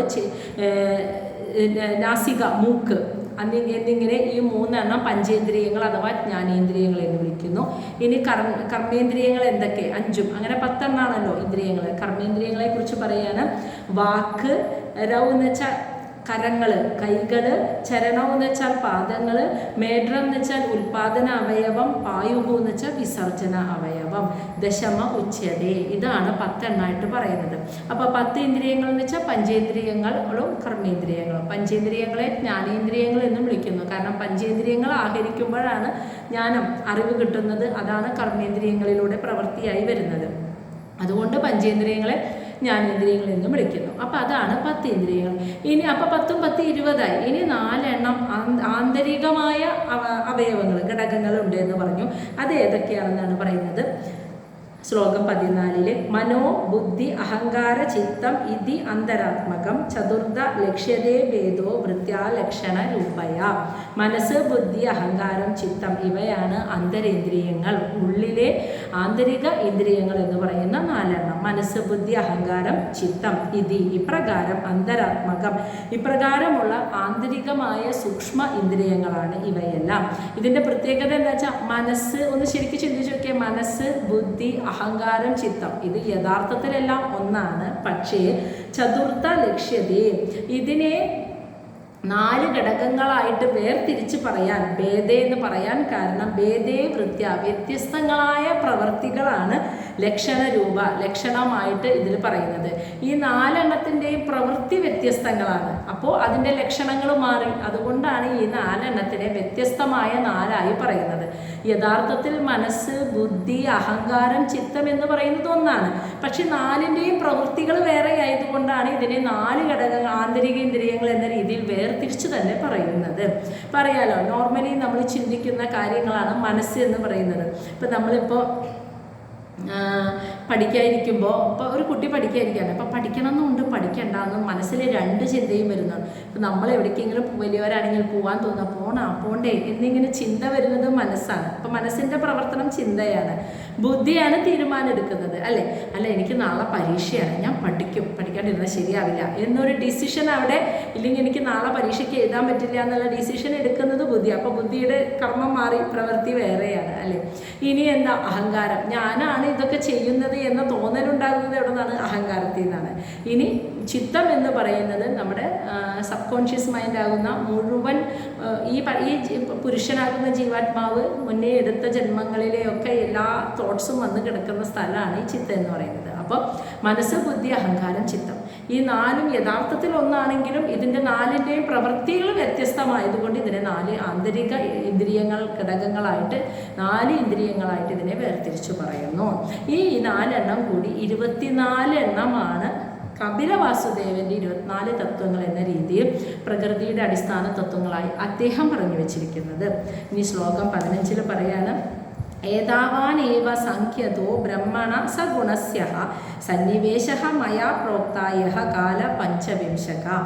ഏതാവാൻ ഏവ ഇത്രയൊക്കെയാണ് സാഖ്യതോ തത്വശാസ്ത്രം എന്ന പേര്. ബ്രഹ്മണ എന്ന് പറഞ്ഞാൽ ഇവിടെ പ്രകൃതിയുടെ എന്നർത്ഥം. സഗുണസ്യ ത്രിഗുണങ്ങളോട് കൂടിയ പ്രകൃതിയുടെ സന്നിവേശ എന്ന് വെച്ചാൽ ക്രമീകരിച്ചുള്ള തത്വമായിട്ട് ഈ സാഖ്യശാസ്ത്രം എന്ന പേരിൽ മയാ പ്രോക്ത എന്നാൽ പറയപ്പെട്ടത്. അത് പ്രത്യേകം അദ്ദേഹം പറയുന്നുണ്ട്. പ്രകൃതി ത്രിഗുണങ്ങളോട് കൂടിയ പ്രകൃതിയുടെ അടിസ്ഥാന തത്വങ്ങളെ ക്രമീകരിച്ച് ഈ 24 തത്വങ്ങളായിട്ട് സാഖ്യശാസ്ത്രം എന്ന പേരിൽ എന്നാൽ പറയപ്പെട്ടത്. ഞാൻ പറഞ്ഞിട്ടുള്ളത് ഈ 24 തത്വങ്ങളാണ്. വേറെ മഹർഷിമാർ പല രീതിയിലും പറഞ്ഞിട്ടുണ്ട്. ഞാൻ പറഞ്ഞത് ഈ 24 തത്വങ്ങളാണ്. അതിൻ്റെ ഒപ്പം ഒരാൾ കൂടി ഉണ്ടെന്നാണ് ഇനി പറയുന്നത്. യഹ കാലഹ പഞ്ചവിംശക. 25ാമത്തെ ഘടകമായിട്ട് ഞാൻ അതിനോടൊപ്പം കൂടി പറഞ്ഞു യഹ കാലഹ. അതാണ് കാലസ്വരൂപനായ പുരുഷൻ. മനസ്സിലായ? കാലസ്വരൂപനായ പുരുഷനും കൂടി ഇതിലേക്ക് ചേരുമ്പോൾ 25ാമത്തെ തത്വമായി. ഈ 25 തത്വങ്ങളാണ് പ്രകൃതിയുടെ അടിസ്ഥാന തത്വങ്ങളായിട്ട് ഞാൻ പറഞ്ഞു വെച്ചിട്ടുള്ളത്. ഇതിനെയാണ് സാഖ്യതത്വം എന്ന പേര് അറിയപ്പെടുന്നത് എന്ന് അദ്ദേഹം പ്രത്യേകം എടുത്തു പറയുന്നു.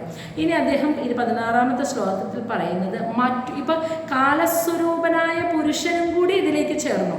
പ്രകൃതിയുടെ 24 തത്വങ്ങൾ, പഞ്ചഭൂതങ്ങൾ, തന്മാത്രകൾ, പഞ്ചേന്ദ്രിയങ്ങൾ, കർമ്മേന്ദ്രിയങ്ങൾ, ആന്തരിക ഇന്ദ്രിയങ്ങളായ 4 എണ്ണം. ഇത് കൂടാതെ കാലസ്വരൂപനായ ആ പുരുഷനും കൂടി 25 തത്വങ്ങൾ. എന്നാൽ ഈ കാലസ്വരൂപനായ പുരുഷനെ മറ്റു ചിലർ വേറെ രീതിയിലാണ് കാണുന്നത്. കാലസ്വരൂപനെ, കാലത്തെ കപില വാസുദേവൻ കാലത്തെ പുരുഷനായിട്ട് ഭഗവാനായിട്ട് കാണുമ്പോൾ മറ്റു ചിലർ അതിനെ വേറൊരു ഭാവത്തിലാണ് കാണുന്നത്. അതിനെക്കുറിച്ചാണ് 16ാമത്തെ ശ്ലോകത്തിൽ പറയുന്നത്. പ്രഭാവം പൗരുഷം പ്രാഹു കാലം ഏകേ യദഃ ഭയം അഹങ്കാര വിമൂഢസ്യ കർത്തു പ്രകൃതി ഈയുഷഃ. അതായത് പ്രകൃതിയും ഈയുഷഃ, ഈ പ്രകൃതിയുമായിട്ട് ഈയുഷം ബന്ധപ്പെട്ട് കിടക്കുന്ന ആ പുരുഷന് അഹങ്കാര വിമൂഢസ്യ, ഞാൻ എന്നൊരു വ്യക്തിബോധം ഉണ്ടായ ആ മൂഢത്വത്തിൽ നിന്നും കർത്തു, ഞാനാണ് സകല കർമ്മങ്ങളും ചെയ്യുന്ന കർത്താവ് എന്ന് തോന്നിയപ്പോൾ എങ്ങനെയാണോ ആ തോന്നലുണ്ടായത് അങ്ങനെ ഭയം, പുരുഷൻ്റെ ഉള്ളിൽ ഭയം വരണമെന്ന്. എന്തിനെയായിരിക്കും ഒരു വ്യക്തി ഏറ്റവും കൂടുതൽ ഭയക്കുന്ന കാര്യം? എന്തിനെയായിരിക്കും ആ ഭയം? പണമാണോ അല്ലെങ്കിൽ വേറെ എന്തെങ്കിലും കാര്യമാണോ നമ്മൾ ഭയക്കുന്നത്? എല്ലാ മനുഷ്യരും മരണം അല്ലേ? മരണം എന്ന ഭയം. അപ്പോൾ പുരുഷൻ ആകുന്ന ആ ജീവാത്മാവ് മായയോട് ബന്ധപ്പെട്ടപ്പോൾ പുരുഷൻ്റെ ഉള്ളിൽ എന്താണ്ടായി നമ്മൾ നേരത്തെ പറഞ്ഞു. ഈ സ്ഥൂലമാകുന്ന ശരീരമാണ് ഞാനെന്ന് തോന്നി. അങ്ങനെ തോന്നിയപ്പോൾ എന്താ സംഭവിക്കുക? സ്ഥൂല ശരീരത്തിലിരിക്കുന്ന എല്ലാവരും പേടിക്കുന്നത് അവസാനത്തെ മരണത്തെയാണ് അല്ലേ? അപ്പോൾ ഈ പുരുഷന് മരണഭയം വന്നു. അങ്ങനെ വന്നത് ഏകേ എന്ന് വെച്ചാൽ കുറേ പേര് കാലത്തിൻ്റെ ഈ പൗരുഷം, ഈ ഒരു പ്രഭാവത്തെ, ഈ ഒരു ശക്തിയെ, ഈ ഒരു പ്രഭാവം എന്ന് വെച്ചാൽ ഈ പ്രഭാവത്തെയാണ് കാലസ്വരൂപൻ എന്ന് പ്രാഹു പറയുന്നത്. മനസ്സിലായ? കുറേ പേര്, ഏകെന്ന് വെച്ചാൽ കുറേ പേര് ഈ കാലസ്വരൂപൻ, കാലം എന്ന് പറയുന്നതിനെ കപില വാസുദേവൻ ഭഗവാനായിട്ട് കാണുന്നു. പക്ഷെ കുറേ പേര് ഈ കാലം എന്ന് പറയുന്നതിനെ നമ്മൾ പറയില്ലേ മരണം. കാലം എന്ന് പറഞ്ഞാൽ മരണവുമായി ബന്ധപ്പെടുത്തി ചിന്തിക്കും. മരണഭയം, കാലൻ വരുന്നു, മരണഭയം എന്നതുമായി ബന്ധപ്പെടുത്തി ചിന്തിക്കാൻ കാരണം അതാണ് പറയുന്നത്. പുരുഷൻ മായയോട് കലർന്ന്, പുരുഷൻ ഞാൻ എന്നൊരു വ്യക്തിബോധമുണ്ടായി കർത്താവ് ഞാനാണ്, സ്ഥൂല ശരീരത്തെ ഞാനാണെന്ന് തെറ്റിദ്ധരിച്ചപ്പോൾ അങ്ങനെ ഒരു മൂഢത്വം വന്നപ്പോൾ പുരുഷന് മരണഭയം വന്നു. ആ മരണഭയം പുരുഷനിൽ ഉണ്ടാക്കിയത്, അതിനെയാണ് കാലത്തിൻ്റെ ആ പ്രഭാവത്തെ, ആ ശക്തിയെയാണ് കാലസ്വരൂപൻ എന്ന് കുറേ പേര് വിളിക്കുന്നത്. പക്ഷേ കപില മഹർഷിയുടെ അഭിപ്രായത്തിൽ കാലസ്വരൂപൻ എന്ന് പറഞ്ഞാൽ നമ്മൾ നേരത്തെ പറഞ്ഞില്ലേ, പ്രകൃതി എന്തിലേക്കാണോ ലയിച്ചിരിക്കുന്നത് ആ പുരുഷൻ്റെ ഉള്ളിൽ, പുരുഷനിൽ തന്നെ ലയിച്ചിരിക്കുന്ന ദേവിയായിരിക്കുന്ന ത്രിഗുണാത്മികയായിരിക്കുന്ന ശക്തി ഉണ്ടല്ലോ, അങ്ങനെ ആ പ്രകൃതി ശക്തി ലയിച്ചിരിക്കുന്ന പുരുഷനെയാണ് കപില വാസുദേവൻ കാലസ്വരൂപൻ എന്ന് വിളിക്കുന്നത്. പക്ഷേ ഇവിടെ കുറേ ആളുകൾ ആ മരണഭയത്തെക്കുറിച്ചും, കുറേ പേര് മരണഭയത്തെയും കാലത്തിൻ്റെ പ്രഭാവശക്തി എന്ന് വിളിക്കുന്നു. അതാണ് പറയുന്നു എന്ന് പറയുന്നത്. ഇനി 17 പ്രകൃതി ഗുണസാമ്യസ്യ നിർവിശേഷസ്യ മാനവീ ചേഷ്ടാ യതഃ സഹ ഭഗവാൻ കാല ഇതി ഉപലക്ഷിതഃ.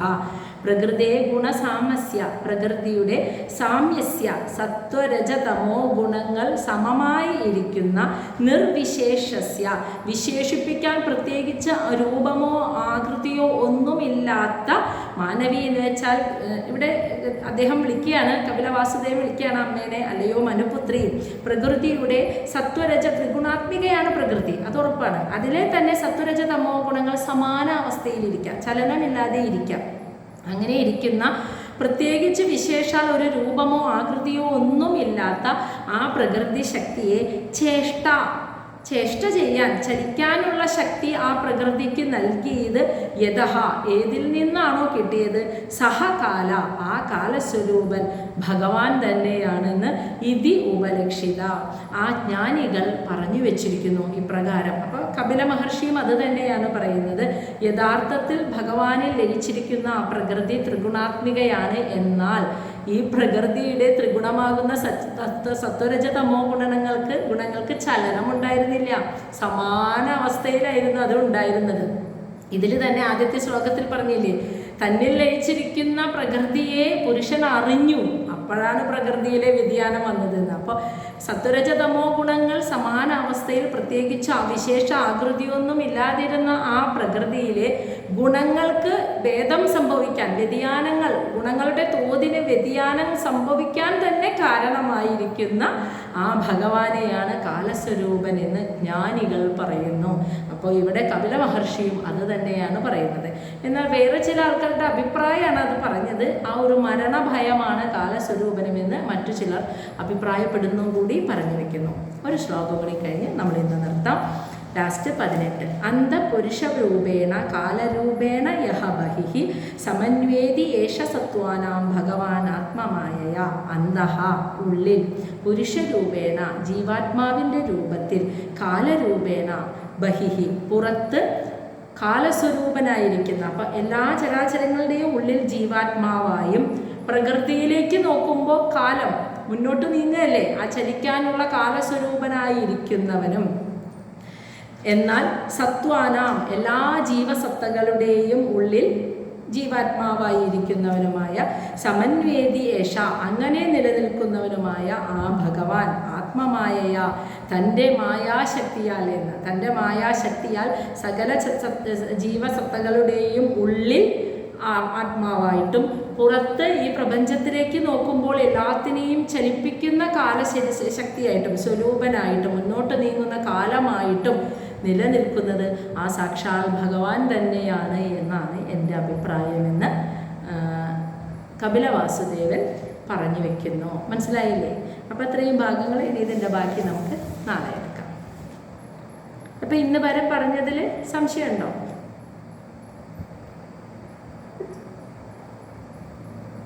എന്തെങ്കിലും ഉണ്ടെങ്കിൽ ചോദിച്ചോളൂ.